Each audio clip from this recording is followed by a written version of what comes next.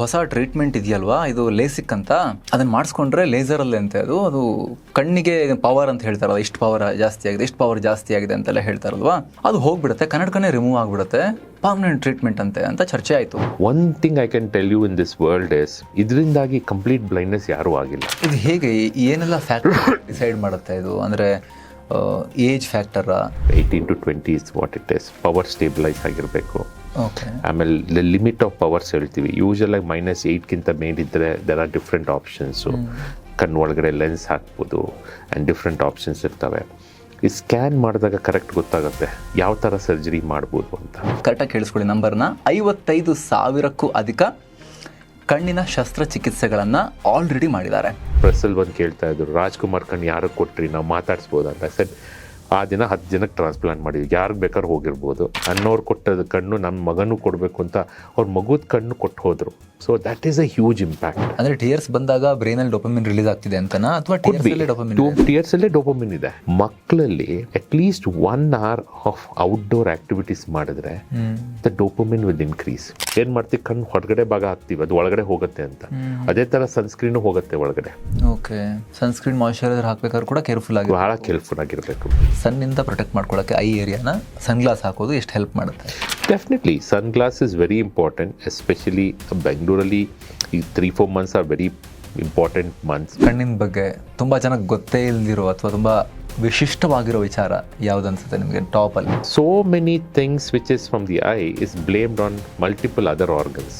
ಈಗ ಈ ಥರ ಬ್ಲೈಂಡ್ನೆಸ್ ಇದಕ್ಕೆ ಇಂಜೆಕ್ಷನ್ನು ಹೊರಗಿನ ದೇಶದಲ್ಲಿ 1-2 ಬಟ್ ಅದಕ್ಕೆ ಒಂದು ಇಂಜೆಕ್ಷನ್ ಕಾಸ್ಟ್ 8 ಕೋಟಿ ರೂಪಾಯಿ, 8 crores. ಏನಕ್ಕೆ ಅದು ಯೂಸ್ ಆಗುತ್ತೆ? ಅದು ಈ ಬ್ಲೈಂಡ್ನೆಸ್ಗೆ gene therapy. I have a professorial role in Netherlands. I have a chair in my name. ನಮಸ್ಕಾರ ಸ್ನೇಹಿತರೆ, ಮಸ್ತ್ ಮಗ ಚಾನಲ್ಗೆ ಸ್ವಾಗತ. ನಾನು ಅಮರ್ ಪ್ರಸಾದ್. ನಮ್ಮೊಂದಿಗೆ ಇವತ್ತು ಒಬ್ಬ ವಿಶೇಷ ಅತಿಥಿ ಇದ್ದಾರೆ. ಡಾಕ್ಟರ್ ರೋಹಿತ್ ಶೆಟ್ಟಿ ಅವರು, ನಾರಾಯಣ ನೇತ್ರಾಲಯದ ನಿರ್ದೇಶಕರು. ಇವರು ಒಬ್ಬ ಸೈಂಟಿಸ್ಟ್, ಕೇವಲ ಕಣ್ಣಿನ ಡಾಕ್ಟರ್ ಮಾತ್ರ ಅಲ್ಲ, ಒಬ್ಬ ಸೈಂಟಿಸ್ಟ್. ನಾವು ಇವ್ರನ್ನ ಅಪ್ರೋಚ್ ಮಾಡೋಕ್ಕೆ ಮುಖ್ಯ ಕಾರಣ ಏನಂದರೆ ಸ್ನೇಹಿತರೆ, ನಮ್ಮ ಆಫೀಸಲ್ಲಿ ಚರ್ಚೆ ನಡೀತಾ ಇತ್ತು. ನಮ್ಮ ಆಫೀಸಲ್ಲಿ ಒಂದಿಬ್ಬರಿಗೆ ಕನ್ನಡಕ ಇದೆ. ಇದು ಈಗ ಒಂದು ಹೊಸ ಟ್ರೀಟ್ಮೆಂಟ್ ಇದೆಯಲ್ವಾ, ಇದು ಲೇಸಿಕ್ ಅಂತ, ಅದನ್ನು ಮಾಡಿಸ್ಕೊಂಡ್ರೆ ಲೇಸರ್ ಅಲ್ಲೇ ಅಂತೆ, ಅದು ಕಣ್ಣಿಗೆ ಪವರ್ ಅಂತ ಹೇಳ್ತಾರಲ್ಲ, ಇಷ್ಟು ಪವರ್ ಜಾಸ್ತಿ ಆಗಿದೆ ಅಂತೆಲ್ಲ ಹೇಳ್ತಾರಲ್ವಾ, ಅದು ಹೋಗ್ಬಿಡುತ್ತೆ, ಕನ್ನಡಕನೇ ರಿಮೂವ್ ಆಗಿಬಿಡುತ್ತೆ, ಪರ್ಮನೆಂಟ್ ಟ್ರೀಟ್ಮೆಂಟ್ ಅಂತ ಚರ್ಚೆ ಆಯಿತು. ಆವಾಗ ನಾವು ಇದ್ರ ಬಗ್ಗೆ ಸ್ಟೋರಿ ಮಾಡಬೇಕಾದ್ರು, ಹಾಗಾದರೆ ರೆವಲ್ಯೂಷನರಿ ಅಲ್ವಾ ಇದು ಅಂಥೇಳಿ ನಾವು ಥಿಂಕ್ ಮಾಡಿದಾಗ, ಇಂತಹ ಮೆಡಿಕಲ್ ವಿಚಾರಗಳನ್ನು, ಅದು ಕೂಡ ಕಣ್ಣಿನಂತಹ ಸೂಕ್ಷ್ಮ ವಿಚಾರಗಳನ್ನು ನಾವು ಹೇಳಿದ್ರೆ ಸೂಕ್ತ ಆಗೋದಿಲ್ಲ, ಅದಕ್ಕೊಬ್ಬರು ಎಕ್ಸ್ಪರ್ಟ್ ಇದ್ದರೆ ಬೆಟರ್ ಅಂತ ನಾವು ಹುಡ್ಕೋಕೆ ಶುರು ಮಾಡಿದ್ವಿ. ನಮ್ಮ ಆ ಹುಡುಕಾಟದಲ್ಲಿ ನಮ್ಮ ಕಣ್ಣ ಮುಂದೆ ಮುಖ್ಯವಾಗಿ ಕಂಡಿದ್ದು ಡಾಕ್ಟರ್ ರೋಹಿತ್ ಶೆಟ್ಟಿ ಅವರು. ಸ್ನೇಹಿತರೆ, ಇಡೀ ಪ್ರಪಂಚ, ಬರೀ ಭಾರತ ಅಲ್ಲ, ಇಡೀ ಪ್ರಪಂಚದ ಟಾಪ್ 100 ಕಣ್ಣಿನ ವೈದ್ಯರುಗಳ ವಿಚಾರಕ್ಕೆ ಸಂಬಂಧಪಟ್ಟಂತೆ ಡಾಕ್ಟರ್ ರೋಹಿತ್ ಶೆಟ್ಟಿ ಅವರು ಗುರುತಿಸ್ಕೊಳ್ತಾರೆ. ಭಾರತ ಹಾಗೂ ವಿದೇಶಗಳಲ್ಲೂ ಕೂಡ ಇವರ ಎಕ್ಸ್ಪೀರಿಯನ್ಸ್ ಇದೆ. 55,000ಕ್ಕೂ ಅಧಿಕ, ಕರೆಕ್ಟಾಗಿ ಕೇಳಿಸ್ಕೊಳ್ಳಿ ನಂಬರ್ನ, 55,000ಕ್ಕೂ ಅಧಿಕ ಕಣ್ಣಿನ ಶಸ್ತ್ರಚಿಕಿತ್ಸೆಗಳನ್ನು ಆಲ್ರೆಡಿ ಮಾಡಿದ್ದಾರೆ. 20-25 ವರ್ಷಗಳ ಎಕ್ಸ್ಪೀರಿಯನ್ಸ್ ಇದೆ. ಸೊ ಸರ್, ಕಾರ್ಯಕ್ರಮಕ್ಕೆ ಸ್ವಾಗತ. ನಮಸ್ಕಾರ. Thank you so much for coming. Thank you. ಇವತ್ತು ನಾವು ಅರ್ಥ ಮಾಡ್ಕೊಳ್ಳಿಕ್ಕೆ ಹೊರಟಿರೋದು ನಿಮ್ಮಿಂದ ಕಣ್ಣಿನ ಆರೋಗ್ಯಕ್ಕೆ ಆಗ್ತಿರೋ ಡ್ಯಾಮೇಜಸ್ ಏನು, ಎಲ್ಲೆಲ್ಲಿಂದ ಹಾನಿ ಆಗ್ತಾ ಇದೆ ಕಣ್ಣಿನ ಆರೋಗ್ಯಕ್ಕೆ, ಏನೆಲ್ಲ ಚಿಕಿತ್ಸೆಗಳಿದಾವೆ, ಈಗ ಮುಂಚಿನ ಕಾಲದ ಚಿಕಿತ್ಸೆಗಳು, ಈಗ ಬಂದಿರೋ ಅಡ್ವಾನ್ಸ್ ಟ್ರೀಟ್ಮೆಂಟ್ಸ್ ಏನು, ನೀವು ಒಬ್ಬ ಈ ಕ್ಷೇತ್ರದ ಸೈಂಟಿಸ್ಟ್ ಆಗಿ ನೀವು ಮಾಡ್ತಿರೋ ಕೆಲಸಗಳೇನು ಈ ಕ್ಷೇತ್ರದಲ್ಲಿ, ಅದೇ ಲೇಸರ್ ಚಿಕಿತ್ಸೆ ಮೂಲಕ ಕಣ್ಣನ್ನು ಸರಿ ಮಾಡುವಂಥ ಅದ್ಭುತ ಟೆಕ್ನಾಲಜಿ, ಎಲ್ಲದರ ಬಗ್ಗೆ ನಿಮ್ಮ ಹತ್ರ ತಿಳ್ಕೋಬೇಕು ಅಂತ. ಮುಖ್ಯವಾಗಿ ಮಕ್ಕಳಿಗೀಗ ದೊಡ್ಡ ಪ್ರಮಾಣದಲ್ಲಿ ಕನ್ನಡಕ ಬರ್ತಾ ಇದೆ, ಚಿಕ್ಕ ವಯಸ್ಸಲ್ಲೇ ಕನ್ನಡಕ. ಅದಕ್ಕೆ ಪೇರೆಂಟ್ಸ್ ಏನು ಮಾಡಬೇಕು, ಎಲ್ಲವನ್ನೂ ಅರ್ಥ ಮಾಡ್ಕೊಳ್ತಾ ಹೋಗೋಣ. ನಮ್ಮ ವೀಕ್ಷಕರಿಗೆ ಸಿಂಪಲ್ ಆಗಿ ಸರಳ ಭಾಷೆಯಲ್ಲಿ ಅರ್ಥ ಮಾಡಿಸ್ತಾ ಹೋಗೋ ಪ್ರಯತ್ನವನ್ನು ಮಾಡೋಣ ಅನ್ನೋದು ನಮ್ಮ ಉದ್ದೇಶ. Thank you so much for coming. Thank you. Thanks for inviting me. ಇದಕ್ಕೆ ಯಾಕಂದರೆ ಥ್ರೂ ಯೋರ್ ಮೀಡಿಯಮ್ ತುಂಬ ಸೈಂಟಿಫಿಕ್ ಆಗಿ you are creating awareness about many things, especially the news ಆಗಲಿ, ದ ಸೈಂಟಿಫಿಕ್ ನಾಲೆಜ್ ಆಗಲಿ. ಸೊ ಲೇಸಿಕ್ ಅನ್ನೋದು ನಿಮ್ಮ ಒಂದು 35 ವರ್ಷದ ಹಿಂದೆ it came as a big revolution. ಬಂದಾಗ ಪೀಪಲ್ ಆವಾಗ ಟೆಕ್ನಾಲಜೀಸ್ ಬೇರೆ ಬೇರೆ ಇತ್ತು, like everything technologies keeps changing. ಮಾಡಿಸ್ಕೊಂಡಾಗ ಆವಾಗ very small amount of people use to get the surgery done. Surgery ಆದಮೇಲೆ ಪವರು ಕಮ್ಮಿ ಆಗ್ತಾಯಿತ್ತು. ಪವರ್ ಅಂದರೆ ನಮ್ಮ ಕಾರ್ನಿಯಾ ಇದೆ ಅಲ್ಲ, ದ ಟ್ರಾನ್ಸ್ಪರೆಂಟ್ ಲೇಯರನ್ನು if you try to flatten it or you steepen, plus power ಇದ್ದಾಗ ಅದನ್ನು ಸ್ಟೀಪ್ ಮಾಡ್ತೀವಿ, ಮೈನಸ್ ಪವರ್ ಇದ್ದಾಗ ಅದನ್ನು ಫ್ಲ್ಯಾಟನ್ ಮಾಡ್ತೀವಿ. ಬೇಸಿಕ್ಲಿ ಅವು ಮಾಡಿದಾಗ ಏನಾಗುತ್ತೆ, ಸಿಂಪಲ್ ಫಿಸಿಕ್ಸ್ ನಾಲೆಡ್ಜ್, ಲೈಟ್ ಹೇಗೆ ಕಣ್ಣೊಳಗಡೆ ಹೋಗೋದನ್ನ ವಿ ಆಲ್ಟರ್ ಇಟ್ ಅಷ್ಟೇ. The whole concept is that. ಈಗ ಪ್ಲಸ್ ಪವರ್ ಇರುವಾಗ ಲೈಟು ರೆಟಿನಾಕ್ಕಿಂತ ಮುಂದೆ ಬೀಳುತ್ತೆ, ಈ ಜಾಗದಲ್ಲಿ ಬೀಳುತ್ತೆ. ಆವಾಗ ನಾವು ಅದನ್ನು ಕಣ್ಣನ್ನು ಮುಂದೆ ಬಲ್ಜ್ ಮಾಡಿದ್ರೆ ರೆಟಿನಾಗ್ ಒಳಗಡೆ ಹೋಗ್ಬಿಟ್ಟು ಬೀಳುತ್ತೆ. So that is how it is. Minus ಇದ್ದಾಗ ರೆಟಿನಾ ಹಿಂದ್ಗಡೆ ಬೀಳುತ್ತೆ. That's why you need glasses to make it fall in the retina. Retina ಅನ್ನೋದು ಇಟ್ಸ್ ಅ ನರ್ವ್, ಅಲ್ಲಿಂದನೇ ನಮ್ಮದು ನರ್ವ್ ಇಂಪಲ್ಸಸ್ಸು. ರೆಟಿನಾ ನಾವು ನಿಮ್ಮನ್ನು ನೋಡ್ತಾ ಇರೋದನ್ನ ನಿಮ್ಮ ಶೇಪ್ ಕೊಡಲ್ಲ, ಅದಕ್ಕೆ you will be seen as photons. ನೀವು millions of photons light will come. ಅದು ಆಪ್ಟಿಕ್ ನರ್ವ್ ಇಂದ ಬ್ರೈನ್ಗೆ ಹೋಗಿ ಬ್ರೈನ್ ವಿಲ್ ಆ್ಯಡ್ ಕಲರ್. ನೀವು ಈ ಥರ ಇದ್ದೀರಾ, ನಿಮ್ಮ ಬಾಡಿ ಶೇಪ್ ಈ ಥರ ಇದೆ, ಅದೆಲ್ಲ ಬ್ರೈನ್ ಇಟ್ಸ್ ಇದು. So we C with ice ಬರೀ ಫೋಟಾನ್ಸು, ವಿ ಸಿ ವಿತ್ ಬ್ರೈನ್ ಅಷ್ಟೇ. ಬ್ರೈನ್ ಏನು ಮಾಡುತ್ತೆ, ಅದಕ್ಕೆ ಫಾರ್ಮ್ ಕೊಡುತ್ತೆ. ಅದೇ ಕೆಲವರನ್ನ ನಾವು ಟಿ ವಿಯಲ್ಲಿ ರಾವಣನ್ ನೋಡಿದ ತಕ್ಷಣ ಇವನು ಕೆಟ್ಟವನು ಅಂತೀವಿ, ರಾಮನ್ ನೋಡಿದ ತಕ್ಷಣ you get. So how do you do? I doesn't do all that. I cannot think. The ಕಣ್ಣನ್ನು ಸೆಂಟರ್ ಒಬ್ಬ ಶೇಪ್ ಕೊಟ್ಟ ಮೇಲೆ ಬ್ರೈನಿಂದ ಬೇರೆ ಬೇರೆ ಅಂಗಗಳೇನು ಮಾಡುತ್ತವೆ, ಇದು ರಾವಣ, ಇದು ವಿಲನ್ನು, ಇದು ಹೀರೋ, ಇದು ನೋಡಲಿಕ್ಕೆ ಚಂದವಾದಂಥ ಸ್ಟ್ರಕ್ಚರು ಅಲ್ಲ, ಅದನ್ನೆಲ್ಲ ಫಾರ್ಮ್ ಕ್ರಿಯೇಟ್ ಮಾಡುತ್ತೆ. ಸೊ ನಮ್ಮ ಲೇಸರ್ ಸರ್ಜರಿಯಲ್ಲಿ ಏನು ಮಾಡ್ತೀವಿ, ಬರೀ ಶೇಪ್ ಚೇಂಜ್ ಮಾಡ್ತೀವಿ. ಆ ಶೇಪ್ ಚೇಂಜ್ ಮಾಡುವ ವಿಧಾನಗಳು took a lot of changes. ಮುಂಚೆ ಬ್ಲೇಡಲ್ಲಿ ಕಾರ್ನಿಯನ್ನು ಕಟ್ ಮಾಡಿದಾಗ ಅದು ಶೇಪ್ ಚೇಂಜ್ ಆಗ್ತಿತ್ತು. ರಷ್ಯನ್ಸ್ ಅದನ್ನು ಡೆವಲಪ್ ಮಾಡಿತ್ತು. ಅದಕ್ಕೆ RK ಅಂತ ಹೇಳ್ತೀವಿ, ರೇಡಿಯಲ್ ಕೆರಟಾಟಮಿ ಅಂತ. ಅದರ ನಂತರ ಎಕ್ಸೈಮರ್ ಲೇಸರ್ ಅಂತ ಬಂತು. ಲೇಸರಲ್ಲಿ ನಾವು ಕರೆಕ್ಟಾಗಿ ಬರ್ನ್ ಮಾಡಿ, ಎಷ್ಟು ಬರ್ನ್ ಮಾಡಬೇಕು, ಒಂದು ಫ್ಯೂ ಮೈಕ್ರಾನ್ ಬರ್ನ್ ಅಂದರೆ ಹೆದರ್ಕೊಳ್ತಾರೆ. It's just like around maybe around 50-100 micron burn. ಅಷ್ಟು ಮಾಡಿದ್ರೆ ಅಷ್ಟು ಸಹ. ಇವತ್ತಿನ ದಿನದಲ್ಲಿ ನಾನ್ ಇನ್ವೇಸಿವ್ ಟೆಕ್ನಿಕ್ಸ್ ಬಂದಿದೆ. ಅಂದರೆ ನಿಮ್ಮ ಪೆನ್ ಟಿಪ್ ಅಷ್ಟು ಸಣ್ಣ ಕೀ ಹೋಲಲ್ಲಿ ಆ ಇಡೀ ಬರ್ನ್ ಮಾಡೋ ಅವಶ್ಯಕತೆ ಇಲ್ಲ, ಇಡೀ ಪವರ್ನ ಶೇಪ್ ಮಾಡೋ ಪವರ್ನ ತೆಗೆದುಬಿಡ್ಬೋದು. ಅದಕ್ಕೆ ಸ್ಮೈಲ್ ಅಂತ ಹೇಳಿ, ಸಿಲ್ಕ್ ಅಂತ ಹೇಳ್ತೀವಿ. So evolution is the only thing which is constant ಅಂತ ಚಾರ್ಲ್ಸ್ ಡಾರ್ವಿನ್ ಹೇಳಿದರು. ಅಂದರೆ ನಾವು ಮೂವ್ ಆಗಬೇಕಾದ್ರೆ ಎವಲ್ಯೂಷನ್ ಆಗಲೇಬೇಕು, ಚೇಂಜಸ್ ಆಗಲೇಬೇಕು. ಆ ಚೇಂಜಸ್ಸು ಲೇಸರ್. ಈಗ ಸೇಫ್ಟಿ ಅನ್ನೋದು ನೋಡಿದ್ರೆ, millions of surgeries are done all throughout the year. ಎಲ್ಲರಿಗೂ ಸೂಕ್ತವಾಗಲ್ಲ. ಅದರಲ್ಲಿ ಕೆಲವ್ರಿಗೆ they are not eligible for it. ಅದನ್ನು ಭಾಳ ಇಂಪಾರ್ಟೆಂಟ್ ಪಾಯಿಂಟ್. ಎಲಿಜಿಬಿಲಿಟಿ ನೋಡೋದು ಹೇಗೆ, ಈಗ ಈ ಥರ ಸ್ಪೆಷಲಿಸ್ಟ್ ಡಾಕ್ಟರ್ ಹತ್ರ ಹೋದಾಗ ಅವ್ರ ಹತ್ರ ಕೆಲವು ಟೂಲ್ಸ್ ಇರ್ತವೆ, ಕೆಲವು ಮೆಷಿನ್ಸ್ ಇರ್ತವೆ, ಅದರಲ್ಲಿ ಗೊತ್ತಾಗುತ್ತೆ. We also develop certain AI driven ones, which we have patented at the first time in the world. ಅದಕ್ಕೆ ಆಕ್ಯುಸಿಮಿಕ್ಸ್ ಅಂತ ಹೇಳ್ತೀವಿ. AI ಅಲ್ಲಿ ಈಗ ನೋಡಿ, everything is AI today. Human brains can predict, AI also will predict. ನಾವೇನು ಮಾಡ್ತೀವಿ, ಈಗ ಬರೀ AIನೂ ನೋಡೋದಿಲ್ಲ, ಬರೀ ಹ್ಯೂಮನ್ ಬ್ರೈನ್ಸ್ ನೋಡೋದು. We merge both. So when you merge and 95% of them AI and your brain merge, you will be very close. 5% ಔಟ್ಲಯರ್ಸಲ್ಲಿ ನಾವು ಹೇಳಿದ್ದು ಬೇರೆ ಇರ್ಬೋದು, ಅಥವಾ ಮೆಷಿನ್ ಹೇಳೋದು ಬೇರೆ ಇರ್ಬೋದು. That's when we decide whether to do it or not. And all the time ಇದ್ರ ಬಗ್ಗೆ ಭಾಳ ಕನ್ಸರ್ವೇಟಿವ್ ಅಪ್ರೋಚ್ ಇರ್ತವೆ. ತುಂಬ ಹ್ಯೂಮನ್ ಡಿಸಿಷನ್. ಅದರಲ್ಲಿ ಚಾಲೆಂಜಸ್ ಏನು ಅಂದರೆ, ಏನು ರಿಸ್ಕ್ ಬರ್ಬೋದು. One thing I can tell you in this world is, ಇದರಿಂದಾಗಿ ಕಂಪ್ಲೀಟ್ ಬ್ಲೈಂಡ್ನೆಸ್ ಯಾರೂ ಆಗಿಲ್ಲ. I am talking about world, all over the world. ನೀವು ಬೇಕಾದ್ರೆ ಬಹಾಮಾಸ್ಗೆ ಹೋಗಿ, ಅಥವಾ ಅಮೇರಿಕಕ್ಕೆ ಹೋಗಿ, ಅಥವಾ ಗೋ ಟು ದಿ ನ್ಯೂಜಿಲೆಂಡ್, ಎಲ್ಲ ಜಾಗದಲ್ಲೂ they are doing the surgery. Power ವಾಪಸ್ ಬರೋದು ಆ ಪರ್ಸೆಂಟೇಜ್ ಇದ್ದೇ ಇರುತ್ತೆ.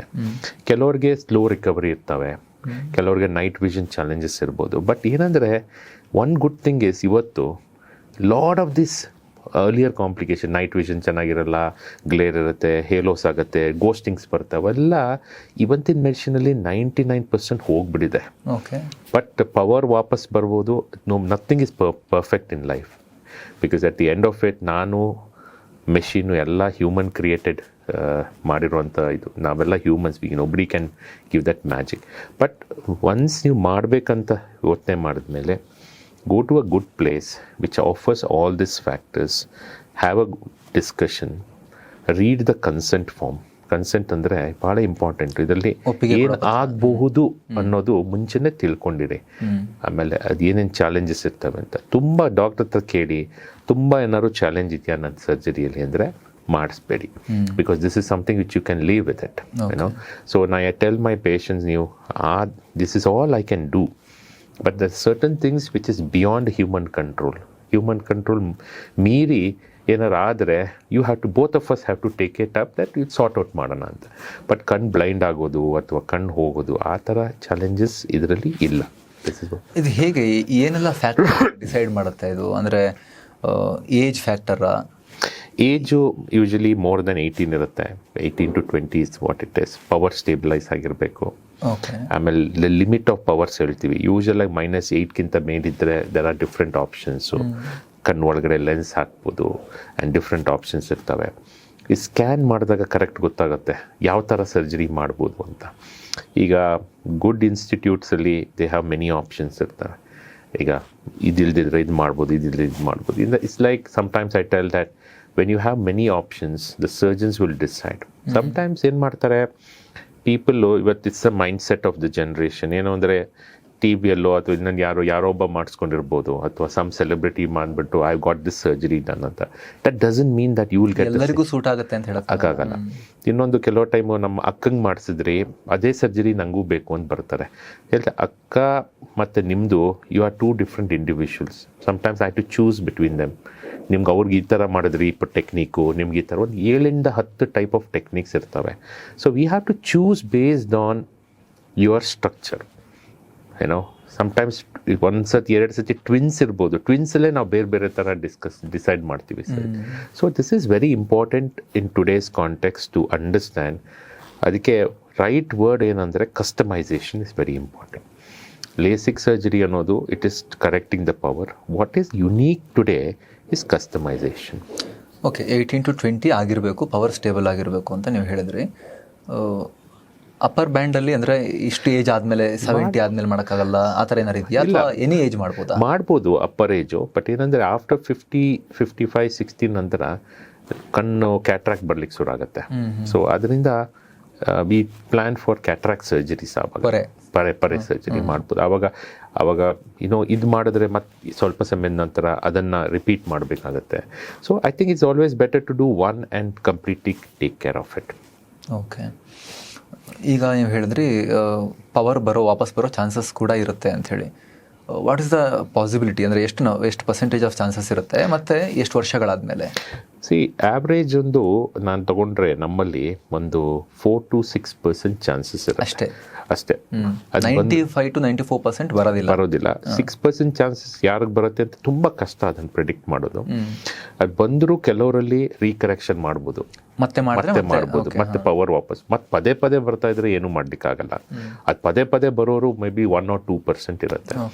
ಯೂಶಲ್ ಆಗಿ ರೀಕರೆಕ್ಷನ್ ಮಾಡುವಂಥ ಸಾಧ್ಯತೆ ಒಂದು ವೆರಿ ರೇರ್ ಆಗಿ 1 ವರ್ಷದ ಒಳಗನೆ ಬರುತ್ತೆ. ವೆರಿ ರೇರ್ ಅದು ನನ್ನ ಪ್ರಕಾರದಲ್ಲಿ.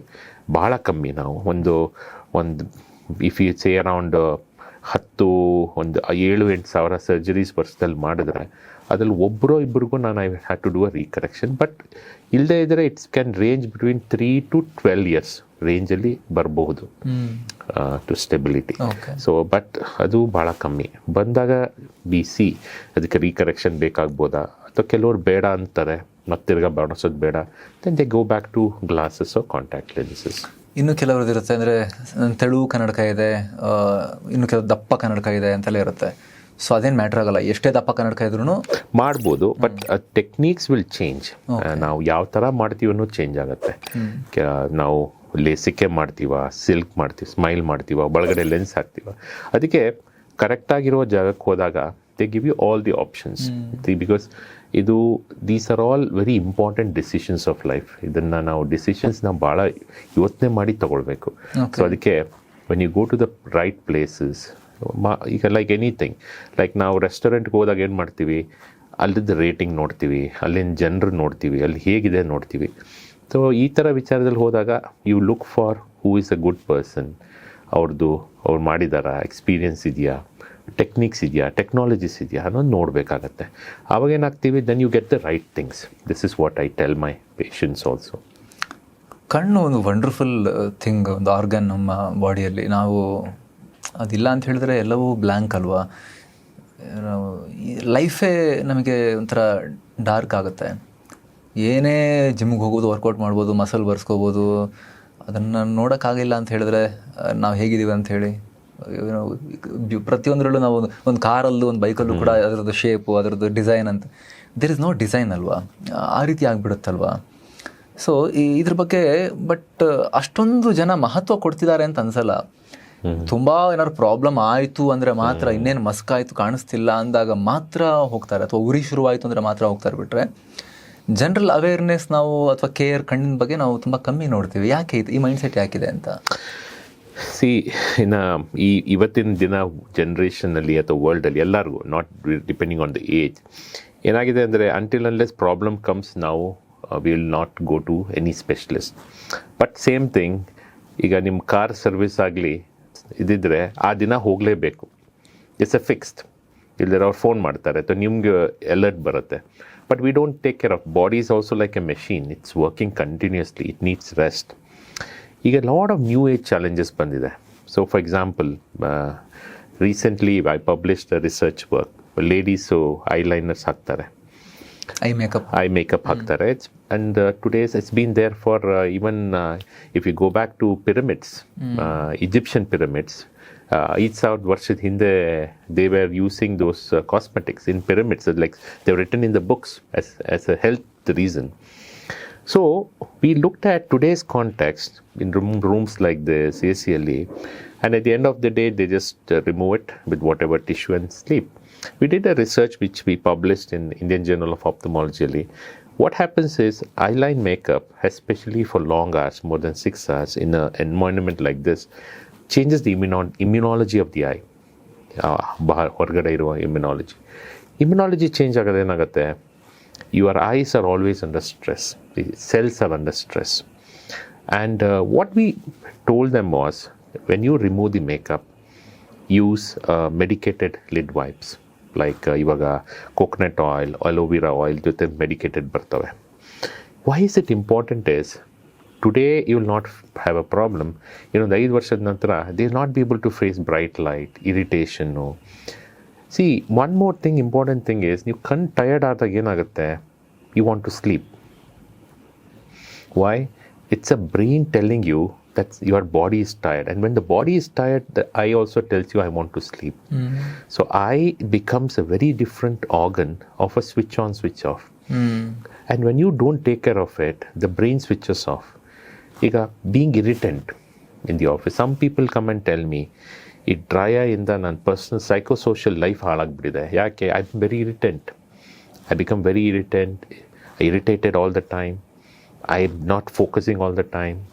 I become irritated with my colleagues, I irritated with my family at home, because you are always under stress which you don't feel healthy.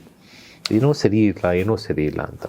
And most of the time, immunology aspect changes. That is one major thing.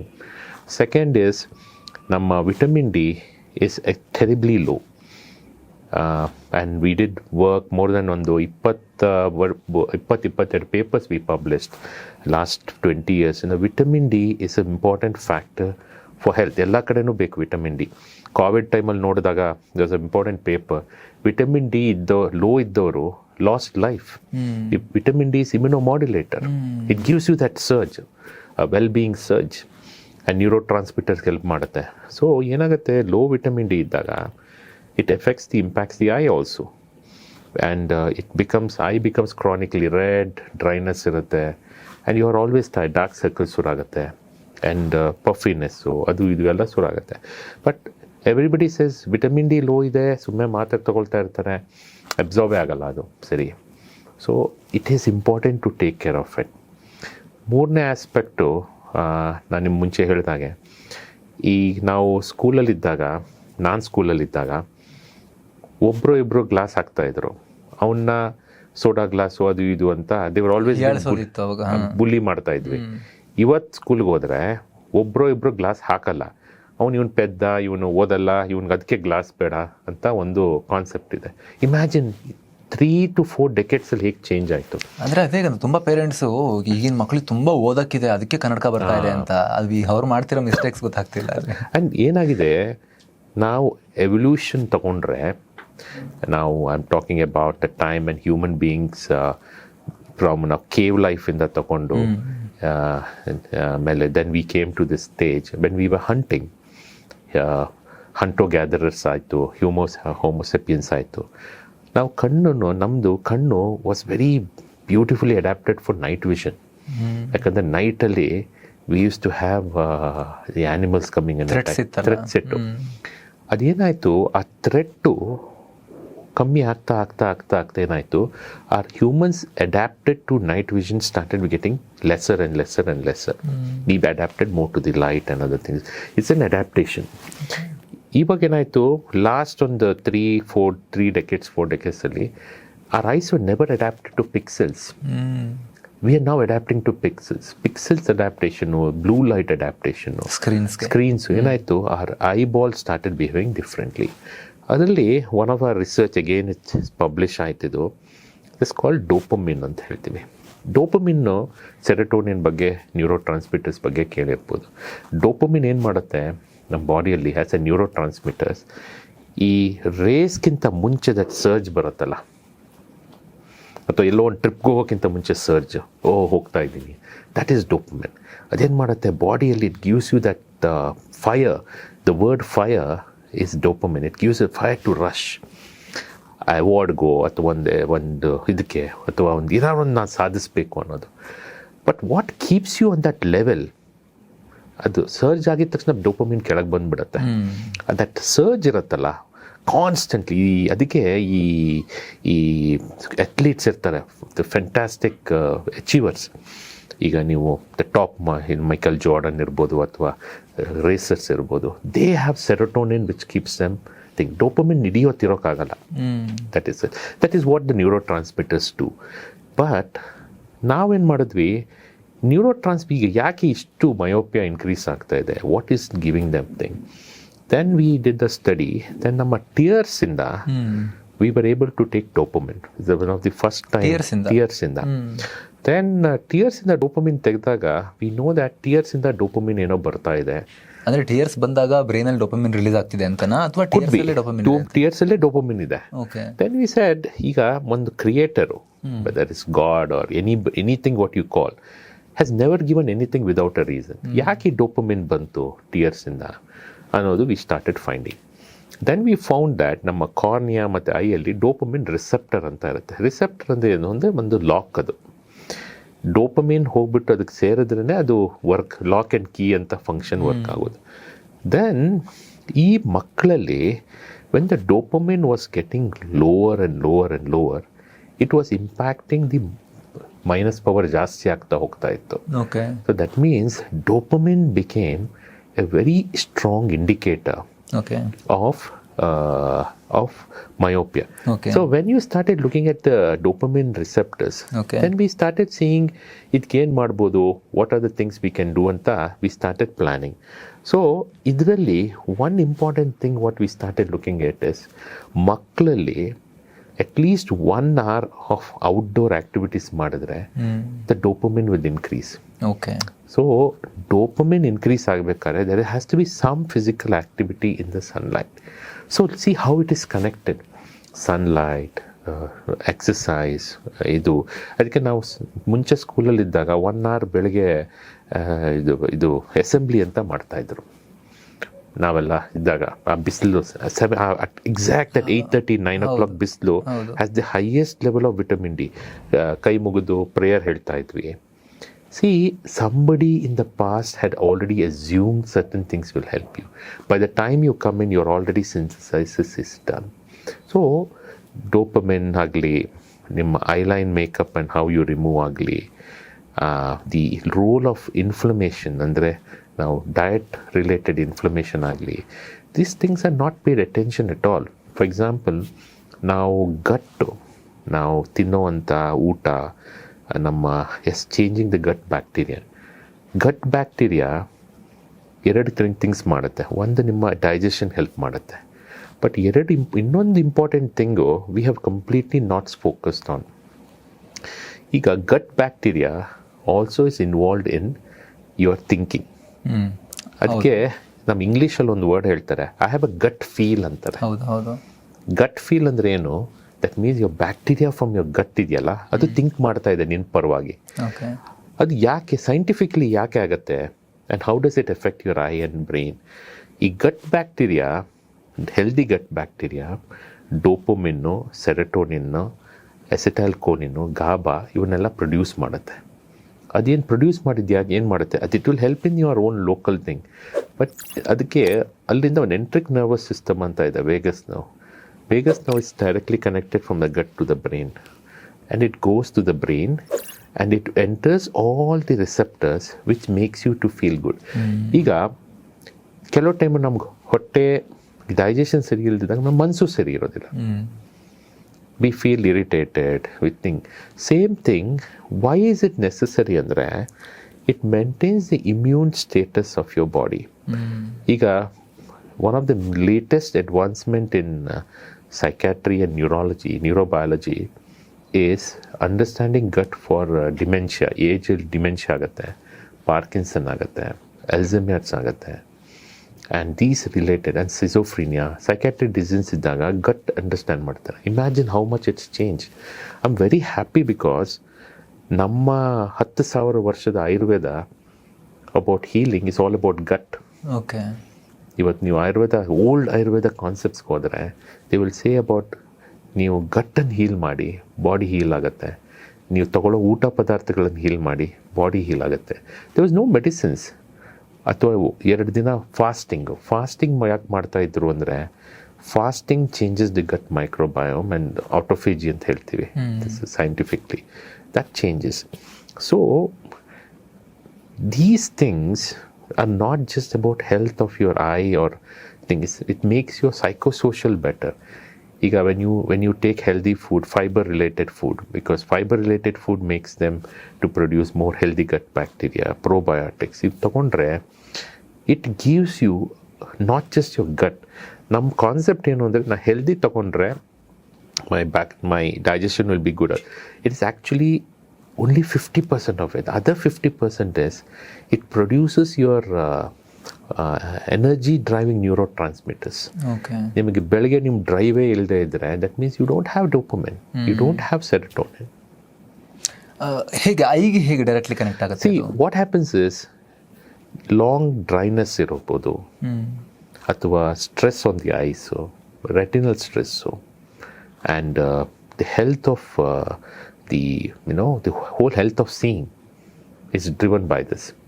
And even in ಮಕ್ಕಳಲ್ಲಿ ಹೇಳ್ತಾ ಇದ್ದಾರೆ dopamine low ಇರುತ್ತೆ. ಹೇಳಿದ್ನಲ್ಲ, ನಮ್ಮ dopamine ಜಾಸ್ತಿ ಇದ್ದಷ್ಟು minus power ಆಗೋದು ಕಮ್ಮಿ ಆಗುತ್ತೆ. ಬಟ್ ಡೋಪಮಿನ್ ಎಲ್ಲಿ ಸೆಕ್ರೇಟ್ ಆಗುತ್ತೆ? ಬ್ರೈನಲ್ಲಿ ಆಗುತ್ತೆ. Plus is also secreted by the gut bacteria. ಮಕ್ಕಳಲ್ಲಿ you give them lot of junk food without fibres, without nutrition, there is no secretion, no gut bacteria. ಮಕ್ಕಳಲ್ಲಿ gut bacteria microbiome test ಮಾಡಿಸಿದ್ರೆ they will be pathetic. If you do a gut microbiome test ಮಾಡಿದ್ರೆ ಅದರಲ್ಲೇ ಕೊಡ್ತಾರೆ ಯಾವ bacteria ಏನೇನು secrete ಮಾಡ್ತಾ ಇದೆ. ಇನ್ನೊಂದು ನೀವು ಹೇಳಿದ್ರಿ ಐ ಮೇಕಪ್ ವಿಚಾರ ಹೇಳಿದ್ರಿ, ಅದೇ ರೀತಿ ಸನ್ಸ್ಕ್ರೀನ್ ಕೂಡ ಆಲ್ಮೋಸ್ಟ್ ಎಲ್ಲರೂ ಹಚ್ತಾರೆ, ಮಾಯಿಶ್ಚರೈಸರ್ ಸನ್ಸ್ಕ್ರೀನ್ ಫೇಸ್ಗೆ. ಸಮ್ಟೈಮ್ ಅದು ಮೆಲ್ಟ್ ಆಗಿ ಕಣ್ಣಿಗೆ ಬಂದಾಗಲೂ ಕೂಡ ಉರಿ ಆಗುತ್ತೆ. ಅದರಿಂದ ಏನಾದ್ರು ಹಾರ್ಮ್ ಇದೆಯಾ? ಕಾನ್ಸ್ಟೆಂಟ್ ಆಗಿ ಅದಕ್ಕೆ ಈ ಜಾಗದಲ್ಲಿ ಹಾಕಿದಾಗ it can dissolve in to the thing. So we have to be little careful. ಅಂದರೆ ಆದಷ್ಟು you can't go very close to the eye. ಅದರಲ್ಲಿ ಅದರಲ್ಲಿ ಕೆಮಿಕಲ್ಸ್ ಇರುತ್ತೆ. Sunscreen has chemicals, and those chemicals are pH ಅಂತ ಹೇಳ್ತೀವಲ್ಲ, pH will be different. The pH vary the acidic alkaline pHs ಎಲ್ಲ ಇದ್ಬಿಟ್ರೆ neutral pH ಇಲ್ಲದೆ ಇದ್ದರೆ ತುಂಬ ಕಷ್ಟ. And that will can dissolve in to the eye. ನಮ್ಮ ಕಾರ್ನಿಯಲ್ ಎಪಿಥೆಲಿಯಲ್ಸ್ ಕಿಲ್ ಮಾಡ್ಬೋದು. So you have to be very careful about how you do it. ಆ ಥರ ಹೋದಾಗ ವೈಪ್ಸ್ ತಗೊಂಡು we have to clean it. I know eye ಮೇಲ್ಗಡೆ ಹಚ್ಬೋದಾ? ಆದಷ್ಟು ಕಮ್ಮಿ ಮಾಡೋದು ಒಳ್ಳೆಯದು. Because anyway this is covered. Because ಏನಂದರೆ lot of thing can dissolve in to the eye. It can go through the skin, in to the dermis, in to the thing. It can do dissolve. ಕೆಲವು ನಾವು toxic ointment ಕಣ್ಣಿಗೆ ಏನು ಮಾಡ್ತೀವಿ, ಕಣ್ಣು ಹೊರಗಡೆ ಭಾಗ ಹಾಕ್ತೀವಿ, ಅದು ಒಳಗಡೆ ಹೋಗುತ್ತೆ ಅಂತ. ಅದೇ ಥರ ಸನ್ಸ್ಕ್ರೀನು ಹೋಗುತ್ತೆ ಒಳಗಡೆ. ಓಕೆ, ಸನ್ಸ್ಕ್ರೀನ್ ಮಾಯಿಶ್ಚರೈಸರ್ ಹಾಕ್ಬೇಕಾದ್ರೆ ಕೂಡ ಕೇರ್ಫುಲ್ ಆಗಿ, ಬಹಳ ಕೇರ್ಫುಲ್ ಆಗಿರಬೇಕು. ಬಟ್ ಮತ್ತೆ ಈ ಏರಿಯಾಗೆ ಪ್ರೊಟೆಕ್ಷನ್ ಹೇಗೆ ಅಂತ? ಐ ಕ್ರೀಮ್ಸ್ ಬೇರೆ ಬರ್ತವೆ, ಅಂಡರ್ ಐ ಕ್ರೀಮ್ಸ್ ಬೇರೆ ಬರ್ತವೆ. ದೇ ಹ್ಯಾವ್ ಅ ಡಿಫ್ರೆಂಟ್ ಇದಿರುತ್ತೆ. And basically eyelids itself is a protectant against it. And ಭಾಳ ಡೈಲ್ಯೂಟೆಡ್ ಆಗಿ ತೆಳುವಾಗಿ ಹಚ್ಚಬೇಕು. ತುಂಬ ಹಚ್ಕೊಂಡ್ಬಿಟ್ರೆ it will go inside.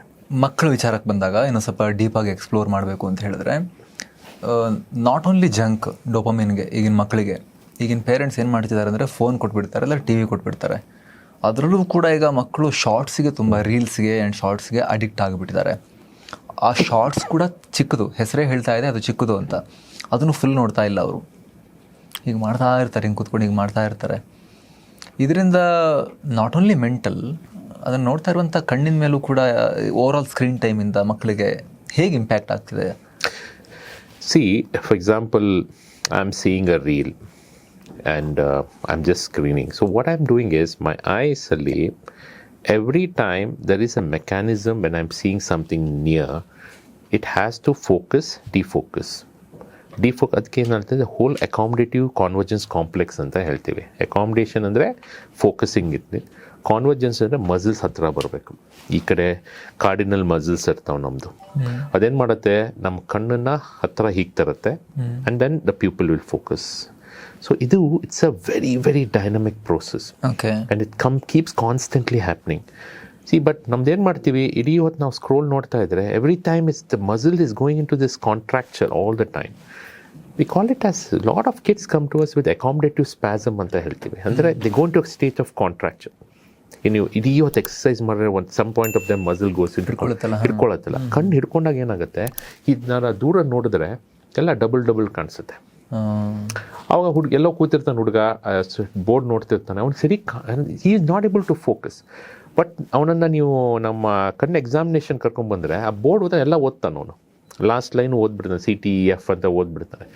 Then some doctors will say ಎಲ್ಲ ನಾರ್ಮಲ್ ಇದೆ. ಪೇರೆಂಟ್ಸ್ ಇಟ್ಕೊಂಡು ಬೈತಾರೆ, ನೀ ಸುಳ್ಳು ಹೇಳ್ತಾ ಇದೆಯಾ, ಎಕ್ಸಾಮ್ ಹೋಗ್ತಾ ಇಲ್ಲ. This is a huge psychological problem today. The child says I can't see well, I can't read well, but when he comes to the doctor, it's no, because he's able to read. But ಅವನು ಓದೋದೆಲ್ಲ ಹೆಂಗಿದೆ ಅಂದರೆ double ಆಗಿರುತ್ತೆ.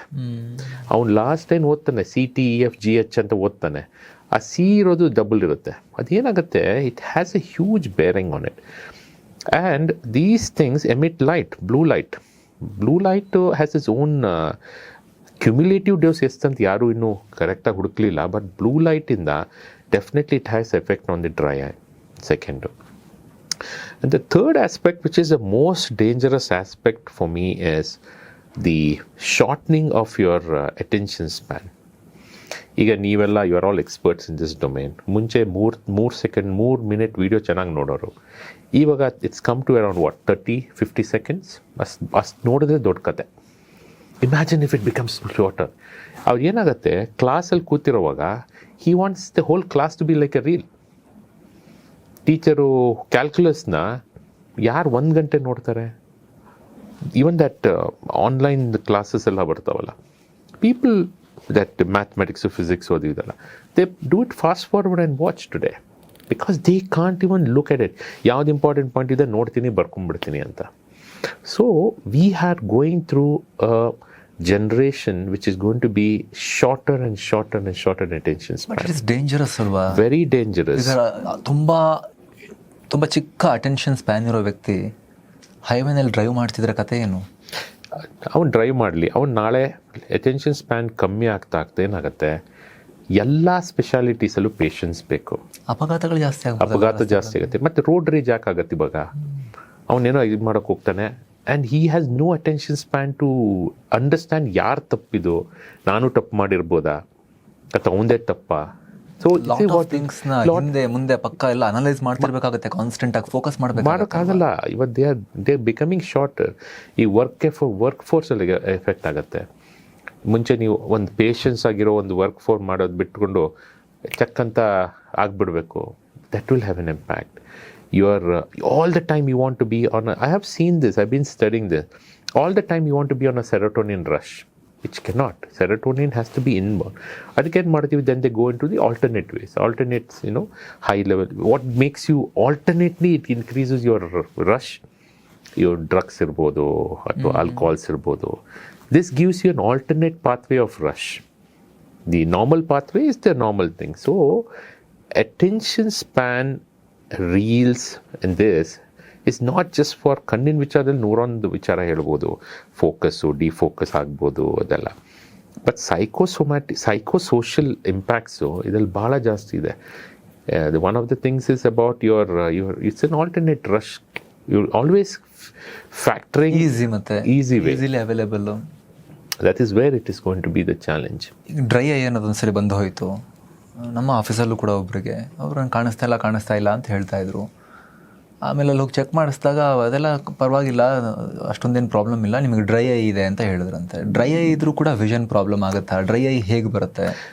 ತುಂಬ ದೊಡ್ಡ problem ಅದು ಇವಾಗ ಹೇಗೆ ಅಂತ. Dry I is, the word dry I has different notions. Dry ಅಂದರೆ ಬರೀ ಟಿಯರ್ಸ್ ಕಮ್ಮಿ ಆದ ತಕ್ಷಣ ಡ್ರೈ ಅಲ್ಲ, ಕ್ವಾಲಿಟಿ ಆಫ್ ಟಿಯರ್ಸು ಸರಿ ಇರಬೇಕು. ಟಿಯರ್ಸ್ ಏನು ಮಾಡುತ್ತೆ, ಇಟ್ಸ್ ಲೈಕ್ ನಿಮ್ಮದು ಐಪ್ಯಾಡ್ ಗ್ಲಾಸ್ ಇದ್ದಾಗ, it is the glass, first glass of your. So ಅದೇನು ಮಾಡುತ್ತೆ, ಅನ್ವಾಂಟೆಡ್ ಸ್ಕ್ಯಾಟರ್ ಆಫ್ ಲೈಟ್ನೆಲ್ಲ ಬ್ಲಾಕ್ ಮಾಡುತ್ತೆ. It only allows which is good scatter, ಒಳಗಡೆ ಹೋಗುತ್ತೆ. ಟಿಯರ್ ಫಿಲ್ಮ್ ಸರಿ ಇಲ್ಲದೆ ಏನಾಗುತ್ತೆ, ಬ್ರೇಕಪ್ ಆಗಿಬಿಟ್ರೆ ಏನಾಗುತ್ತೆ, ಎಲ್ಲ ಬೇಡದಿವ್ರು ಎಲ್ಲ ಎರಾಪಿರಿ ಲೈಟ್ ಹೋಗುತ್ತೆ. ಇಟ್ಸ್ ಲೈಕ್ ನಮ್ಮ ಹೆಡ್ಲೈಟ್ಸ್ನ ಸ್ಕ್ರ್ಯಾಚ್ ಮಾಡಿಬಿಟ್ರೆ ಕಾರ್ದು, ಈಗ ಫೋಕಸ್ ಮಾಡಿ ಏನಾಗುತ್ತೆ, ಎಲ್ಲ ಕಡೆ each layer acts like a prism to scatter the light. ಇದೊಂದು ಪ್ರಾಬ್ಲಮ್. ಸೆಕೆಂಡ್ ಅಂದರೆ it gives you the psychosocial component ಇದೆಯಲ್ಲ, ದ ಕ್ವಾಲಿಟಿ ಆಫ್ ಲೈಫ್ ಅಂತ ಹೇಳ್ತೀವಿ. Tears has a huge impact on quality of life. ಅಂದರೆ tears ಒಳ್ಳೆದಿದ್ದಷ್ಟು ನಮ್ಮ quality of life ಚೆನ್ನಾಗಿರುತ್ತೆ. ನಾನು ಇಲ್ಲಿ ಕೂತಿರ್ಬೋದು, ನಾನು ಲೈಟ್ ನೋಡ್ತೀನಿ, ನನ್ನ ಕಣ್ಣು ನೀರು ಬರ್ತಾ ಇಲ್ಲ, my quality of life is good. I get a lot of socialites, so lot of people from the industry, film industry ಅಲ್ಲಿ ಬರ್ತಾರೆ. ನಾನು ನೋಡಿ ಏನೋ ಕ್ಯಾಮ್ರಾ ನೋಡಿದ ತಕ್ಷಣ ಕಣ್ಣೀರು ಬಂದ್ಬಿಡುತ್ತೆ. ಅಲ್ಲಿ ಯಾರೋ ಬರ್ದ್ಬಿಡ್ತಾರೆ, ಇಮೋಷ್ನಲ್ ಆದರು, ನೋಡ್ಬಿಟ್ಟು ಇಮೋಷ್ನಲ್ ಆದರು, ಮಾತಾಡೋಗಿ emotional. It is not emotion, it is just that your eyes are drawing up. ಅದು ಯಾಕೆ ಬರುತ್ತೆ ಅಂದರೆ ಬಾಡಿಯಲ್ಲಿ ಇಮ್ಯೂನ್ ಸ್ಟೇಟಸ್ ಚೇಂಜ್ ಆಗ್ತಾ ಇದೆ. ಟಿಯರ್ಸ್ ಶುಡ್ ಕಂಟೈನ್, ಈಗ ನಾವು ಒಂದು ಖುಷಿ ಪಟ್ಟು ನಾವು ಟಿಯರ್ಸ್ ತೆಗೆದ್ರೆ, ತುಂಬ ದುಃಖದಲ್ಲಿರೋ ಟಿಯರ್ಸ್ ತೆಗೆದ್ರೆ ಇಟ್ ಈಸ್ ಡಿಫ್ರೆಂಟ್. ಓಕೆ, ಖುಷಿ ಟಿಯರ್ಸಲ್ಲೂ ದುಃಖದಲ್ಲಿರೋ tears protein components architecture is different. That means tears are not just water coming out, it is representing the emotional status of your health and body. So body immune ಸ್ಟೇಟಸ್ಸೇ ಹಾಳಾಗಿದ್ದಾಗ, so ಏನಾಗುತ್ತೆ, the tears will become terribly add.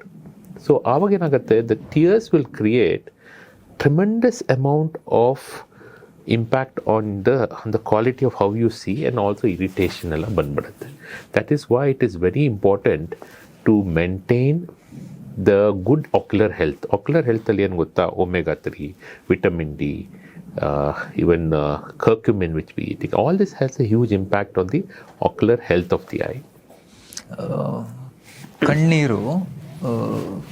ಕಣ್ಣೀರನ್ನ ಪರೀಕ್ಷೆ ಮಾಡಿದಾಗ ಅವರ ಕಣ್ಣಿನ ಇದ್ರ ಬಗ್ಗೆ idea ಸಿಗುತ್ತಾ, ಕಣ್ಣಿನ ಹೆಲ್ತ್ ಬಗ್ಗೆ? ನಾವು ಒಂದು 20 years back we started the project called as the biomarker project ಅಂತ ಶುರು ಮಾಡಿದ್ವಿ. ಬಯೋಮಾರ್ಕರ್ ಪ್ರಾಜೆಕ್ಟಲ್ಲಿ ಏನು ಮಾಡಿದ್ವಿ, ಕಣ್ಣಿನ ನೀರಿಂದ ತೆಗೆದು, we thought like how people take from urine, blood, buccal, because ಕಣ್ಣಿಂದ ನಾವು ಏನೇನು ಮಾಡ್ಬೋದು ಅಂತ. It was a very ambitious project. ಆ ಪ್ರಾಜೆಕ್ಟ್ ಶುರು ಮಾಡಿದಾಗ we were able to pick up a lot of changes in the eye through the biomarkers. ಅದು then we went into neurology, we went see ಪಾರ್ಕಿನ್ಸನ್ನಿಂದ ಇದು ಮಾಡ್ಬೋದಾ, Alzheimer's, cancers. ನಾವು we created one kit, ಅದಕ್ಕೆ biomarker path finder ಅಂತ ಹೇಳ್ತೀವಿ. It's a first time in the world that kit is done. It's entirely done with us, entirely patent with us, and we're going to launch it this year, and it will be the first biomarker pathfinder to take the immunology of the eye. And then we want to move it to neurology, Parkinson ಅಂದರೆ ಅಲ್ಝೈಮರ್ಸ್ನ pick up ಮಾಡ್ಬೋದು. Okay. Parkinson ಕೇಳಿರ್ಬೋದು, elderly patients ಅಲ್ಲಿ ಹೌದೌದು, ಮರು ಬರುತ್ತೆ. You can pick up certain proteins. ಕೆಲವು proteins ಇದಾವೆ, ಟಾವ್ ಪ್ರೋಟೀನ್ಸ್ ಅಂತ, ಎಮಲಾಯ್ಡ್ ಅಂತ ಪ್ರೋಟೀನ್ಸ್ ಅಂತ ಹೇಳ್ತವೆ. These proteins can be picked up. We also worked on some cancer, breast-related cancers. It can pick up much earlier than, of course, these are all in the research level, earlier than people could pick up on the mammography. So there's a tremendous level of impact ಇದೆ ಇದರಲ್ಲಿ. First of all dry I issue ಯಾಕೆ ಬರುತ್ತೆ? Dry eye can be, they say, it could be multifactorial. ನಿಮ್ಮ body immune status, AC and humidity, immune status of your body, immune status of your work, environment of your work, dust particles. So, and it also related to your unhygienic way of your environment. You know, you're not taking care of well, you're not using any drops. So, chronic, you're abusing the eye. Long hours of cosmetic use without cleaning well. Long hours of contact lens use. Vitamin D deficiency. ನೀವು ಇಡೀ ಹೊತ್ತು ಈ ಥರ ರೂಮಲ್ಲೇ ಕೂತ್ಕೊಂಡು ಕೆಲಸ ಮಾಡಿದ್ರೆ you will B deficient. ನಿಮ್ಮ ಆಫೀಸಲ್ಲಿ ಒಂದು 10 ಜನಕ್ಕೆ ನೀವು ಚೆಕ್ ಮಾಡಿದ್ರೆ 6 ಜನಕ್ಕೆ ಡಿಫಿಷಿಯನ್ಸಿ ಇರುತ್ತೆ. ಹೌದು. ಈಗ ಐ ಗ್ಲಾಸ್ ಅಂತ ವಿಚಾರಕ್ಕೆ ಬಂದಾಗ ನಾವು ಯಾರ್ದು ನೇಮ್ ತೊಗೊಳೋದು ಬೇಡ, ಬಟ್ ಇವಾಗ ಹ್ಯೂಜ್ ಇಂಡಸ್ಟ್ರಿ ಈಗ ಇದು. ಬಟ್ ತುಂಬ ಜನಕ್ಕೆ ಕನ್ಫ್ಯೂಷನ್ ಇದೆ. ನಮ್ಮಲ್ಲೂ ಕೂಡ ನಾವು ಅವಾಗವಾಗ ಚರ್ಚೆ ಮಾಡ್ತಿರ್ತೀವಿ, ಎಲ್ಲಿ ತಗೋಬೇಕು ಗ್ಲಾಸ್, ಎಲ್ಲಿ ತಗೋಬೇಕು ಅಂಥೇಳಿ. ಈಗ ಬರ್ತಿರೋ ಮಾಡ್ರನ್ ಔಟ್ಲೆಟ್ಸ್ಗಳಲ್ಲೂ ಕೂಡ ದೊಡ್ಡ ದೊಡ್ಡ ಕಂಪ್ಯೂಟರ್ ಇಟ್ಟಿರ್ತಾರೆ, ಅಲ್ಲೇ ಟೆಸ್ಟ್ ಮಾಡ್ತೀವಿ ಅಂತ ಹೇಳ್ತಾರೆ, ಅಲ್ಲೇ ಗ್ಲಾಸ್ ಕೊಟ್ಬಿಡ್ತೀವಿ ಅಂತ ಹೇಳ್ತಾರೆ. ಇನ್ನು ಟ್ರೆಡಿಷ್ನಲ್ ಹಾಸ್ಪಿಟಲ್ಸು ಅವುಗಳು ಕೂಡ ಇದ್ದಾವೆ. ಬಟ್ ಒಬ್ಬ ಪೇಷಂಟ್ ಅಥವಾ ಬೈ ಮಾಡ್ತಿರೋ ವ್ಯಕ್ತಿ ಹೇಗೆ ನಾವು ಶೋರ್ ಆಗೋದು, ಹೇಗೆ ನಾನು ಕರೆಕ್ಟಾಗಿ ಪರ್ಚೇಸ್ ಮಾಡ್ತಿದ್ದೀನಿ ನಾನು ಐ ಗ್ಲಾಸ್ನ ಅಂಥೇಳಿ? ಸಿ, ಇದಕ್ಕೆ what I believe is there are lots of advanced places which can do the glass power testing ಮಾಡಿಸ್ಬೋದು. Okay. But one of the things is, it's not just about glass power. It's about the total health of the eye. The total health of the eye ನಾವು ಏನೇನು ಮಾಡ್ಬೋದು, ಇವಾಗ glaucoma pressure check, BP check ಮಾಡಿದ್ರೆ ಕಣ್ಣಲ್ಲೂ pressure ಇರುತ್ತೆ, glaucoma ಅಂತ ಹೇಳ್ತೀವಿ. Dry eye check, health of your cornea, health of your nerve, your corneal, the retinal nerve and optic nerve. ಇದೆಲ್ಲ can only happen if it's done under the care of a traditional way of eye checkup, eye hospital ಎಲ್ಲ ಆದಮೇಲೆ then they will give you. ಬರೀ power ವಿಚಾರ ಒಂದೇ ಇರೋದಿಲ್ಲ. There are more then around 15-18 components of you will be checked. ಅದೆಲ್ಲ check ಆದ್ರ ಮೇಲೆ and when we give you a prescription, that prescription can be bought anywhere you want. That is the final prescription. But the ivattin dina concept of your eye checkup has to be done in a proper place which takes care of all the aspect of parameters check ಮಾಡಬೇಕು. Okay. ಅಂದರೆ eye checkup ಆಗೋ ಟೈಮ್ನಲ್ಲಿ ಅಲ್ಲಿ prescription ಅಲ್ಲಿ ಸಿಗುತ್ತೆ, so ಅಲ್ಲಿ thoroughly check ಆಗಬೇಕು. Hospital ಅಥವಾ ಮೆಡಿಕಲ್ ಸೆಂಟರ್ ಆದರೆ ಬೆಟರ್. ತಗೊಳ್ಬೇಕಾದ್ರೆ ಎಲ್ಲಿ ಬೇಕಾದ್ರೆ ತಗೋಬಹುದು. That is left to you. Because ನಿಮಗೆ eye checkup is different from an eye power checkup. Power ಏನಾಗುತ್ತೆ, ಪವರ್ ಚೆಕ್ ಮಾಡಿ ಕೊಡ್ತಾರೆ. But what about the other things? There are so many other thing. ಇಷ್ಟು ತನಕ ನಾವು ಡಿಸ್ಕಸ್ ಮಾಡಿರೋದೆಲ್ಲ ಅಲ್ಲಿ component check ಆಗುತ್ತೆ. ಓಕೆ. ಇದು ಆಲ್ರೆಡಿ ಈಗ ಓಕೆ, ಇದರಲ್ಲಿ 2 ಥರ ಕನ್ನಡಕ ಹಾಕೋರು, 2 ಥರ. ಒಂದು ಪವರ್ ಬಂದಿದೆ ಅಂತ ಹಾಕೋರು, ಇನ್ನು ಕೆಲವರು ಪ್ರೊಫೆಷ್ನಲ್ಸ್ ನನ್ನ ಕಣ್ಣು ಪ್ರೊಟೆಕ್ಟ್ ಮಾಡಬೇಕು ಅಂತಲೂ ಹಾಕ್ತಾರೆ. ಉದಾಹರಣೆ ನಾನು ಕೂಡ ಈಗ ಬ್ಲೂ ಕಟ್ ಗ್ಲಾಸ್ನ ತೊಗೊಂಬಂದು ಅದನ್ನು ಯೂಸ್ ಮಾಡ್ತೀನಿ ಡಿಸ್ಪ್ಲೇ ನೋಡೋ ಟೈಮ್ನಲ್ಲಿ, ಜಾಸ್ತಿ ಟೈಮ್ನಲ್ಲೆಲ್ಲ. ಸೊ ಅದ್ರ ಬಗ್ಗೆ ನಿಮ್ದು ಏನಾದ್ರು ಅಡ್ವೈಸ್ ಇದೆಯಾ? ಯಾಕಂದರೆ ಈಗ IT ಕಂಪ್ನಿಲಿ ಕೆಲಸ ಮಾಡೋರು, ದಿನ ಇಡೀ ಕಂಪ್ಯೂಟರ್ ಮುಂದೆ ಕೆಲಸ ಮಾಡೋರು, ಅವ್ರಿಗೆ ಏನಾದ್ರು ಹೆಲ್ಪ್ ಆಗುತ್ತೆ ಇದರಿಂದ? Actually scientifically it's in still a grey area whether this works or not, because they say that blue light retina ಇದು ಕಾರ್ನಿಯಲ್ ಸೆಲ್ಸ್ ಮೇಲೆ ಇಂಪ್ಯಾಕ್ಟ್ ಮಾಡುತ್ತೆ. Blue light blocks a lot of cells. Now we have also studied ನಮ್ಮ corneal ಸೆಲ್ಸ್ನ ಒಂದು ಲ್ಯಾಬಲ್ಲಿ grown cells ಮೇಲೆ blue light ಹಾಕಿದ್ರೆ the cells start dying. Okay, there is a lot of this change. So blue light has an impact. So in that way, blue light may block it.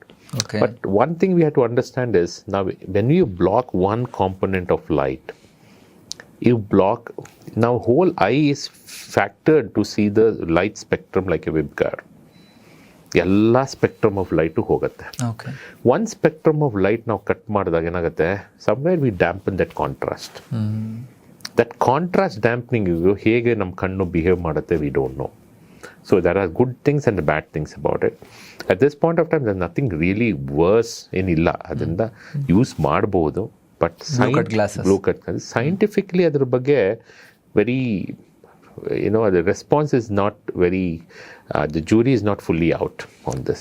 ಜೊತೆಗೆ ಇನ್ನೊಂದಿಗೆ solution ಏನು ಬಂದಿದೆ ಅಂದರೆ modern ಕಂಪ್ಯೂಟರ್ಸಲ್ಲಿ, ಫೋನ್ಸಲ್ಲಿ ಅಥವಾ ಟ್ಯಾಬ್ಸಲ್ಲಿ, any ಸ್ಕ್ರೀನಲ್ಲಿ ಏನು ಬಂದಿದೆ ಅಂತ ಹೇಳಿದ್ರೆ ಇನ್ಬಿಲ್ಟ್ ಫೀಚರ್ ಇದೆ, ಬ್ಲೂ ಕಟ್ ಫೀಚರ್. ಅದರಲ್ಲಿ ನೈಟ್ ಶಿಫ್ಟ್ ಅಂತ ಇರ್ತವೆ ಅಥವಾ ನೈಟ್ ಮೋಡ್ ಅಂತ ಇರುತ್ತೆ, ಡಾರ್ಕ್ ಮೋಡ್ ಅಂತ ಇರುತ್ತೆ. ಅಲ್ಲಿ ಒಳಗಡೆ ಸೆಟ್ಟಿಂಗ್ಸಿಗೆ ಹೋದಾಗ ಬ್ಲೂ ಲೈಟ್ನ ಆಫ್ ಮಾಡೋದನ್ನ ಫೀಚರ್ ಇದೆ. ಅದು ಸೇಮ್ ಗ್ಲಾಸ್ ಅಷ್ಟೇ ಎಫೆಕ್ಟಿವ್ ಆಗಿ ವರ್ಕ್ ಆಗುತ್ತಾ? Something similar to the glass. So it cuts that filter of that blue light. ಸ್ವಲ್ಪ ಕಾಂಟ್ರಾಸ್ಟ್ ಚೇಂಜಸ್ ಆಗುತ್ತೆ, but otherwise it cuts it off. Like people who use it are very happy with it, but some people are not happy with it. But like I said, but most important andre there are a lot of protective lubricating drops bandide. Okay. And some of the drops, like we worked on a molecule called trehalose anta bandide. It's a very molecule which regenerates the cells. Okay. It's from the plant kingdom. Okay. Regeneration ಅಲ್ಲಿ ಏನಾಗುತ್ತೆ, ಇವು regenerate those cells. So sometimes over the counter ಅಂತ ಹೇಳ್ತೀವಿ ನಾವು medicine. Over the counter ಅಂದರೆ just go to some counter thing and just ask him ಯಾವುದೋ ಒಂದು lubricating drops ಅವ್ನು ಯಾವುದೋ ಒಂದು ಕೊಡ್ತಾನೆ. And there are a lot of advancement in this.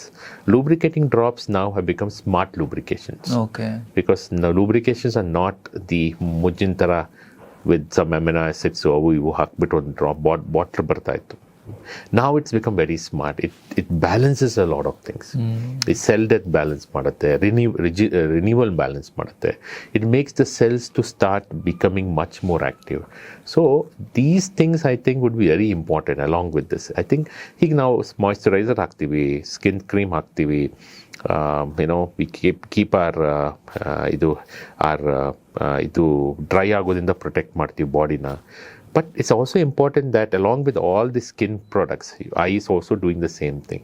So having a certain good molecule which suits your eye, which helps to regenerate, is very, very important. But ಅದು medical advice ತಗೊಂಡು ಅವ್ರು ಕೊಡ್ತಾರಲ್ಲ, ಅದನ್ನ you can ask the doctor, ಯಾವ್ದು use ಮಾಡ್ಬೋದು forever. Okay. Our lot of molecules can be used forever. And they are all very safe molecules. Okay. ಅದು ತಗೊಂಡ್ಬಿಟ್ರೆ that would be the way to go. Okay.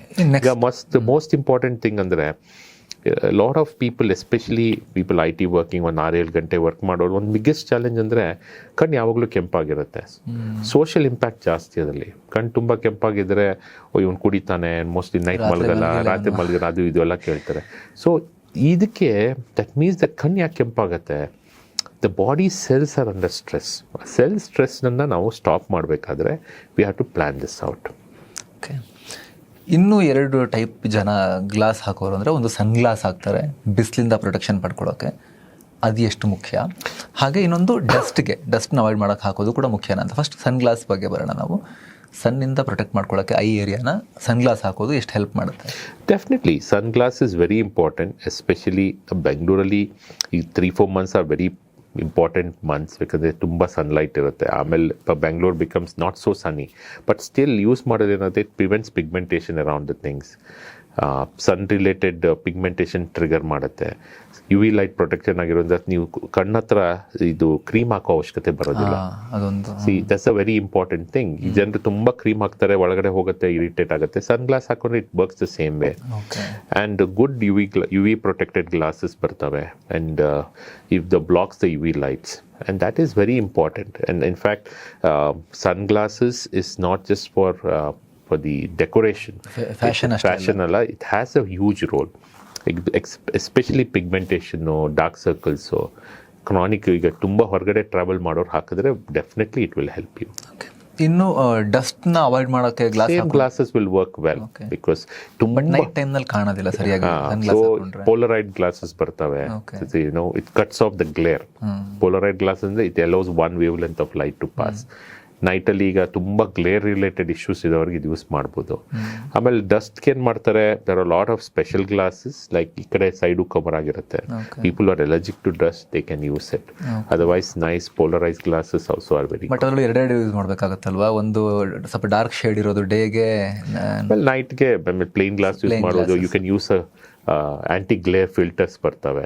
So ಇವಾಗೇನೋ ಹೊಸದೊಂದೇನೋ ಬರ್ತಾ ಇದೆಯಲ್ಲ, ಅಂದ್ರೆ ಅದು ಅದೇ ಕಲರ್ ಬಿಸಿಲಿಗೆ ಹೋದ ತಕ್ಷಣ ಡಾರ್ಕ್ ಆಗುತ್ತೆ. ಅದು see what happens is it becomes sun glasses when it ಅದು ಲೈಟ್ ಪಿಗ್ಮೆಂಟ್ ಬರ್ತಾ ಇದ್ದಂಗೆ ಇದರಲ್ಲಿರೋ ಪಿಗ್ಮೆಂಟ್ಸ್ ಚೇಂಜ್ ಆಗುತ್ತೆ. So light it colours safe ಅಲ್ಲ ಅದು? ಸೇಫ್.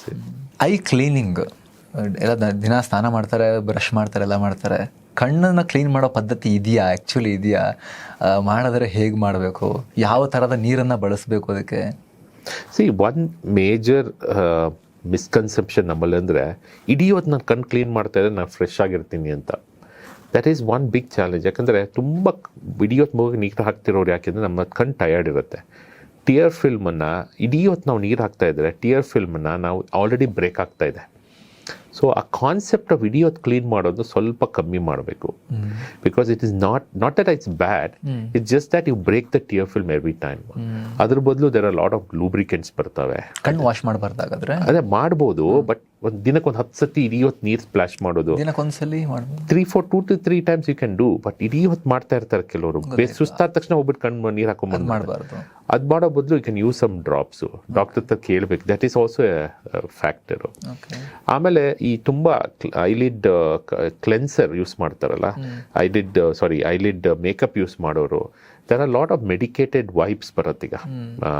ಆ ಲಿಡ್ ವೈಪ್ಸ್ನ ಮೆಡಿಕೇಟೆಡ್ ವೈಪ್ಸಲ್ಲಿ ತೆಗಿಬೋದು. And people who have a very oily skin and they have an oily skin, they have or people who have an acne, ಅವ್ರಿಗೇನು ಮಾಡ್ತೀವಿ, they also have some medicated lid wipes. ಅದ್ರಲ್ಲಿ ಏನಾಗುತ್ತೆ, ಕಣ್ಣು lid ಹತ್ರ ಈ ಮೀಬಮ್ ಅಂತ ಲಿಪಿಡ್ ಸೆಕ್ರೇಟ್ ಆಗುತ್ತೆ. Lipid secrete ಆದಾಗ ಏನಾಗುತ್ತೆ, ಅದೊಂಥರ ಸ್ಟಿಕ್ಕಿ ಆಗೋದು, ಒಂಥರ ಥ್ರೆಡ್ ಲೈಕ್ ಗೀಜ್ ಬರೋ ಆಯಿಲ್, ಆ ಸ್ಕಿನ್ನಲ್ಲಿ ಬರೋ ಆಯಿಲ್ ಕಣ್ಣಲ್ಲೂ ಇರುತ್ತೆ. ಅದನ್ನು ತೆಗಿಲಿಕ್ಕೆ ಬೇರೆ ಕೋಕೋನಟ್ ರಿಲೇಟೆಡ್ ವೈಪ್ಸ್ ಬರ್ತವೆ. ಈ ಥರದ್ದೆಲ್ಲ there are different ways to clean the eyes. And ಈಗ ಮಾಸ್ಕ್ ಬಂದ್ಬಿಟ್ಟಿದೆ. ಈಗ end of the day you heat mask ಅದು ಹಾಕೊಂಡ್ಬಿಟ್ಟು it gets plugged in and gives a nice heat to the eyes. Heat ಏನು ಮಾಡುತ್ತೆ, ನಮ್ಮ ಕಣ್ಣಲ್ಲಿರುವ ಪಿಂಪಲ್ ಇರೋ ಲಿಪಿಡ್ಸನ್ನ ಇದು ಓಪನ್ ಅಪ್ ಮಾಡುತ್ತೆ. ಆಮೇಲೆ end of the day you can just wipe, you can do this massage and clean ಮಾಡ್ಬೋದು. Lipids ಹೊರಗಡೆ ಬಂದ್ಬಿಡುತ್ತೆ. ದಿಸ್ ಆರ್ ಆಲ್ ದ ಫ್ಯೂ ಥಿಂಗ್ಸ್ ವಿಚ್ ಕ್ಯಾನ್ ಬಿ ಡನ್. ಸೊ ವಾಶ್ ಹಾಗಾದ್ರೆ ಡೈಲಿ ಮಾಡಬಾರ್ದಾ? ಅಂದ್ರೆ ಮಿನಿಮಮ್ ಒಂದ್ಸಲಿನಾರು ಮಾಡಿದ್ರೆ ಒಳ್ಳೆ, minimum 2-3 times a day is okay. ಬೇಕಾ? ಮಾಡಿದ್ರೆ ಒಳ್ಳೇದು, because it cleanses of all the bacteria. At least 1 time ಅಂತೂ ಮಾಡಬೇಕಾಗುತ್ತೆ. 1 or 2 times ಅಂತೂ ಬೇಕೇ ಬೇಕು, ಬೆಳಗ್ಗೆ ಮತ್ತೆ ನೈಟ್ ಬೇಕು. ಬಟ್ ಸಮ್ ಟೈಮ್ಸ್ ನನ್ನ ಹತ್ರ ಬರ್ತಾರೆ, ನಾನು ದಿನಕ್ಕೊಂದು 6-7 ಸತಿ ಮಾಡ್ತೀನಿ, ಕಣ್ಣು ವಾಶ್ ಮಾಡ್ತಾ ಇರ್ತೀನಿ. That will create a problem. Tap ವಾಟರಲ್ಲಿ ಮಾಡಬೇಕಾ ಅಥವಾ ಫಿಲ್ಟರ್ ವಾಟರಲ್ಲಿ ಮಾಡಬೇಕಾ? If you are access to, I always say use the best water what you drink. ನನ್ನ ಕಾನ್ಸೆಪ್ಟ್ ಏನಂದರೆ, ಕಣ್ಣಿಗೆ ನೀವು ಏನು ಕುಡಿತೀರೋ ಆ ನೀರಲ್ಲಿ ನೀವು ಕ್ಲೀನ್ ಮಾಡ್ಕೊಳ್ಳಿ. ಯಾಕಂದರೆ ಕುಡಿಯೋ ನೀರು, ಬಿಕಾಸ್ ಈಗ ತುಂಬ ಟ್ಯಾಪ್ ವಾಟರ್ಸಲ್ಲಿ ಲಾಟ್ ಆಫ್ ಫಂಗೈಸ್ ಇರ್ತವೆ, ಅನ್ವಾಂಟೆಡ್ ಬ್ಯಾಕ್ಟೀರಿಯಾಸ್ ಇರ್ತವೆ. ಎಲ್ಲ it's not contaminated, but is lot of different families of those protozoas ಇರ್ತವೆ. ಕಂಟಾಮಿನೇಷನ್ ಇರೋ ಚಾನ್ಸಸ್ ಕೂಡ ಇದೆ ಇರ್ಬೋದು. But if you are not sure, ನೀವು ಇಡೀ ಹೊತ್ತು ನಿಮ್ಮ ಮನೆಯಲ್ಲೇ ನೀವು ಕ್ಲೀನ್ ಮಾಡ್ಕೊಳ್ತಿದ್ದೀರಿ, then you don't need to worry. ಯಾಕಂದರೆ ನಿಮ್ಮ ಮನೆ, you know whatever it is, it's coming clean. But ನೀವು ಹೇಳ್ತಿರೋದು ಪಾಯಿಂಟ್ ಕ್ಲಿಯರ್ ಇದೆ. ನಿಮಗೆ ಅದು ಕುಡಿಯೋಕೆ ಆಗುತ್ತೆ ಅಂದರೆ ಕಣ್ಣಿಗೆ ಹಾಕೊಳ್ಳಿ. ನಿಮಗೆ ಕುಡಿಯೋಕೆ ಧೈರ್ಯ ಇಲ್ಲ ಅಂದರೆ ಬೇಡ ಅಂತ. That is what I feel. ಆದಷ್ಟು clean water is most important in today's context, especially ಸಮ್ಮರಲ್ಲಿ. and you don't know what is contaminated with. Okay, ಏನು ಫ್ಯೂಚರ್ ಆಫ್ ಆಪ್ಥಮಾಲಜಿ ಅಂತ ಬಂದರೆ DNA, ಜೀನ್ಸ್, ಇದನ್ನು ನೋಡಿಬಿಟ್ಟು ಕಣ್ಣಿನ ಆಪರೇಷನ್ ಮಾಡುವಂಥ ಕಾಲ ಬರುತ್ತಾ? ನೀವು ಆರಂಭದಲ್ಲಿ ಹೇಳಿದ್ರಿ ಪರ್ಸನಲೈಸ್ಡ್ ಮೆಡಿಸಿನ್ ಅಂತ. ಅದರಲ್ಲಿ ನಾವು ಎಷ್ಟು ಪ್ರೋಗ್ರೆಸ್ ಆಗಿದ್ದೀವಿ ಈಗ ಅಂತ?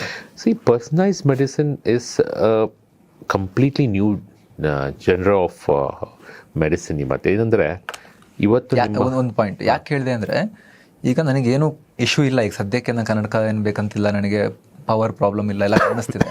ಬಟ್ ನನ್ನ DNA ಚೆಕ್ ಮಾಡಿಬಿಟ್ಟು ನನಗಿನ್ನೊಂದು 10 ವರ್ಷದಲ್ಲಿ ಕನ್ನಡಕ ಬರುತ್ತಾ ಅಂತ ಪತ್ತೆ ಹಚ್ಬೋದಾ ಅನ್ನೋ ಆ ರೀತಿ ಕೇಳ್ತಾ ಇರೋದು ನಾನು. ಕನ್ನಡಕ ಬರುತ್ತೆ ಅನ್ನೋದು ಪತ್ತೆ ಹಚ್ಚೋದು ಸ್ವಲ್ಪ ಚಾಲೆಂಜು. ಬಿಕಾಸ್ ಅದೇನಂದ್ರೆ ತುಂಬ ಜೀನ್ಸ್ ಇದಾವೆ ನಾವು ಬಾಡಿಯಲ್ಲಿ. ನಾವು ಜೆನೆಟಿಕ್ ಟೆಸ್ಟ್ ತೆಗೆದ್ರೆ thousands and thousands of gene variations ಇರ್ತವೆ. ಬಟ್ ಗ್ಲಾಕೋಮಾ ಬರುತ್ತಾ ಇಲ್ವಾ ಅಂತ ಚೆಕ್ ಮಾಡ್ಬೋದು. ನಿಮ್ಮ ಕಣ್ಣಲ್ಲಿ ಏಜ್ ರಿಲೇಟೆಡ್ ಮ್ಯಾಕ್ಯುಲರ್ ಡಿಜನರೇಷನ್, ಕನ್ನಡಕ ಬರೋದು ಏನಂದ್ರೆ it's A very small aspect ನಮ್ಮ ಪ್ರಕಾರದಲ್ಲಿ, because is not vision threatening ಇರಲ್ಲ ಅದರಲ್ಲಿ. ಓಕೆ. ವಿಷನ್ ಥ್ರೆಟ್ನಿಂಗ್ ಇಶ್ಯೂಸ್ ಇರ್ತವೆ, ಮ್ಯಾಕ್ಯುಲರ್ ಡಿಜನರೇಷನ್ ಅಂತ ಹೇಳ್ತೀವಿ, ಗ್ಲಾಕೋಮಾ ಅಂತ ಹೇಳ್ತೀವಿ, ಏಜ್ ರಿಲೇಟೆಡ್ ಡಿಜನರೇಷನ್ ಕಣ್ಣೇ ಹೋಗ್ಬಿಡುತ್ತೆ, ಅವೆಲ್ಲ ಪತ್ತೆ ಹಚ್ಚಬಹುದು. ಓಕೆ. ಸೊ ಪರ್ಸನಲೈಸ್ ಮೆಡಿಸಿನ್ ಅಲ್ಲಿ ಏನು ಅಂದ್ರೆ we are also getting into something called gene therapy ಅಂತ. ಈಗ ಕೆಲವು ಮಕ್ಕಳಲ್ಲಿ ಹುಟ್ಟಾಗಿಂದ ಬ್ಲೈಂಡ್ ಇರ್ತವೆ, ಕೆಲವು ಮಕ್ಕಳಲ್ಲಿ ನೈಟಲ್ಲಿ ದೇ ಕಾಣಿಸೋದಿಲ್ಲ. Around we have at least close to 18-20% of children who are blind or having night blindness. ನೈಟಲ್ಲಿ ಕಾಣಿಸೋದಿಲ್ಲ, ಬಟ್ ಬೆಳಿಗ್ಗೆ ಆಗ್ತಾನು ಬ್ಲೈಂಡ್ ಆಗ್ತಾ ಹೋಗುತ್ತೆ. ಅವಕ್ಕೆಲ್ಲ ಏನು ಮಾಡಿದಾವೆ ಈಗ, we have something called gene therapy ಅಂತ, ಬೇರೆ ಕಣ್ಣಲ್ಲಿ ಇಂಜೆಕ್ಷನ್ ಕೊಟ್ಟು ಆ ಜೀನ್ ಆಲ್ಟರ್ ಮಾಡ್ಬೋದು. ಆ್ಯಂಡ್ ನಮ್ಮಲ್ಲಿ we have a grow lab ಅಂತ, ಜೀನ್ ರಿಲೇಟೆಡ್ ವರ್ಕ್ ಸ್ಟೇಷನ್ ಅಂತ, we have our own lab where we are one of the first in the country to set up the complete vector production for this. Vector is very important. Vector ಏನು ಅಂದರೆ, ಒಂದು gene therapy ಮಾಡಬೇಕಾದ್ರೆ ಇದು ನಮ್ಮ ಇಸ್ರೋ ಅವರು satellite ಕಳಿಸ್ಬೇಕಾದ್ರೆ rocket ಜೊತೆ ಮೇಲೆ ಹೋಗುತ್ತೆ, then the rocket goes off and then the satellite goes in. ನಾವೇನು ಮಾಡ್ತೀವಿ, for us the rocket is the vector virus. ಯಾಕಂದರೆ ವೈರಸ್ ಏನು ಮಾಡುತ್ತೆ, ಸೆಲ್ ಒಳಗೆ ಈಸಿಯಾಗಿ ಹೋಗ್ಬಿಡುತ್ತೆ. ಅದೊಂಥರ ಅದ್ರ ಬುದ್ಧಿ ಹೇಗೆ ಅಂದರೆ, any cell it can enter, bacteria ಹೋಗೋಕ್ಕಾಗಲ್ಲ. Virus can mimic your own body cells. ಅದಕ್ಕೆ ವೈರಸ್ ಇಸ್ ವೆರಿ ಕಾಂಪ್ಲಿಕೇಟೆಡ್. ನಾವು ಕೋವಿಡ್ ಟೈಮಲ್ಲಿ ನೋಡಿದ್ವಿ, ಎಲ್ಲ ಬಾಡಿ ಸೆಲ್ಸ್ವರೆಗೂ ಹೋಗ್ಬಿಡುತ್ತೆ and it starts mimicking like it will act like your friend. And then once it goes into the cell, it controls the cell. It's a very dangerous thing. ನಾವೇನು ಮಾಡ್ತೀವಿ, ಆ ವೈರಸ್ಸಿನ ಇರುವ ಆಂಟಿಜೆನಿಕ್ ಪಾಯಿಂಟ್ ತೆಗೆದ್ಬಿಡ್ತೀವಿ, ಅದ್ರೊಳಗೆ normal gene inject ಮಾಡ್ತೀವಿ virus ಒಳಗೆ. ಅದೇನು ಮಾಡುತ್ತೆ, ಕಣ್ಣಿನ ಎಲ್ಲ ವೆಹಿಕಲ್ ಆಗಿ ಯೂಸ್ ಮಾಡ್ತೀವಿ. ಅದೇನು ಮಾಡುತ್ತೆ, ಎಲ್ಲ ಕಣ್ಣಿನ ಸೆಲ್ಸ್ವರೆಗೂ ಹೋಗುತ್ತೆ, but it can't damage anything to you because ಅದಿರುವ ಆಂಟಿಜೆನಿಕ್ ಪ್ರಾಪರ್ಟೀಸ್ ಹೋಗಿದೆ.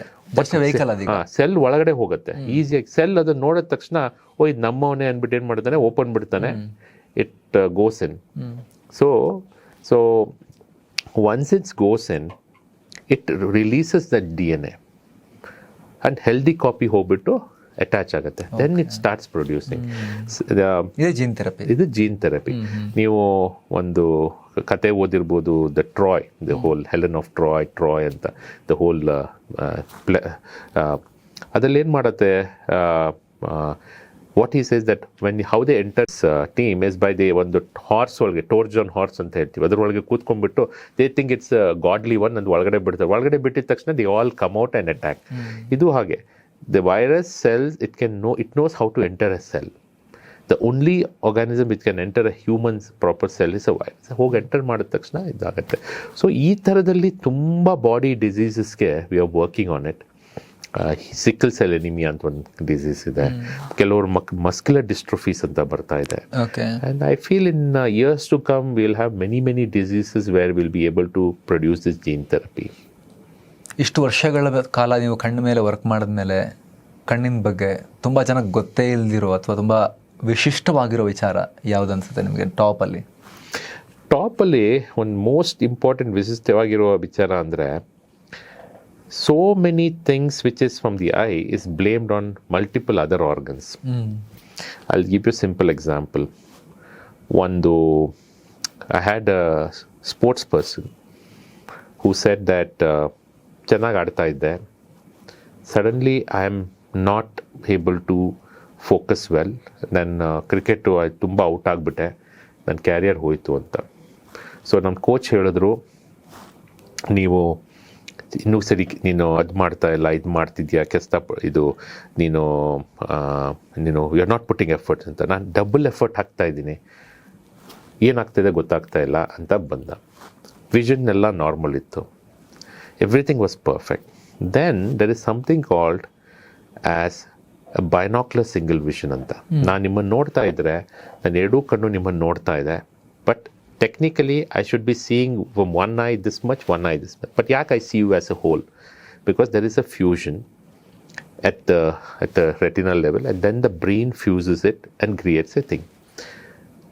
Many times when you go through a lot of stress, and especially children, ಆ ಬೈನಾಕ್ಯುಲರ್ ಫ್ಯೂಷನ್ನು ಬ್ರೇಕ್ ಆಗುತ್ತೆ. ಬ್ರೇಕ್ ಆದಾಗ ಏನಾಗುತ್ತೆ ಅಂದರೆ, ಡಬಲ್ ಕಾಣಿಸಲ್ಲ. ಜಡ್ಜ್ಮೆಂಟ್ ಆಫ್ ಎರರ್ ಹೆಂಗಿರುತ್ತೆ ಅಂದರೆ, ಇಲ್ಲಿ ಕಾಣಲ್ಲ. ನಿಮ್ಮದು ಒಂದು ಶಟಲ್ ಕಾಕ್ ಹಿಂಗೆ ಬರ್ತಾ ಇರುತ್ತೆ, ನಿಮ್ಮ ಪ್ರಕಾರದಲ್ಲಿ ನೀವು ಹಿಂಗೆ ಹೊಡಿತೀರಾ, ಅದು ಬಂದ್ಬಿಟ್ಟು ನಿಮ್ಮ ಕಣ್ಣಿಗೆ ಬೀಳುತ್ತೆ.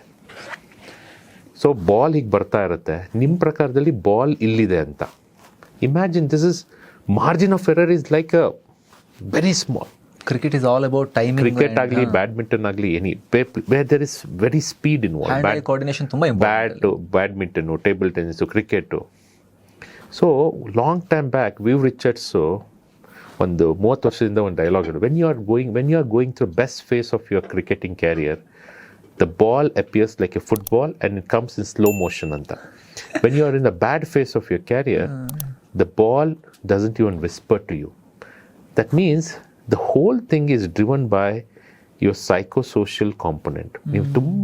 If you are in a very good state of mind, your psychosocial component, neurotransmitter hingirutte andre you are able to balance everything. So basically what I've learned is the eye drives many components of psychosocial.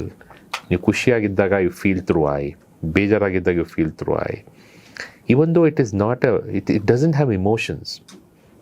It is just the photons of light going to brain, but the way it brings in and how somebody's career can be messed up because these factors are not looked into. ಇದನ್ನ ನಾನು ತುಂಬ ಹತ್ತಿರದಲ್ಲೇ ನೋಡಿದೆ. ನಮ್ಮ ಅವರು ಗೊತ್ತಿರೋರೆ, ಅವರಿಗೆ 4-5 years ಕ್ರಿಕೆಟ್ದೆಲ್ಲ coaching ಎಲ್ಲ ಆಗಿದೆ, ಪ್ರಾಕ್ಟೀಸ್ ಎಲ್ಲ ಆಗಿದೆ.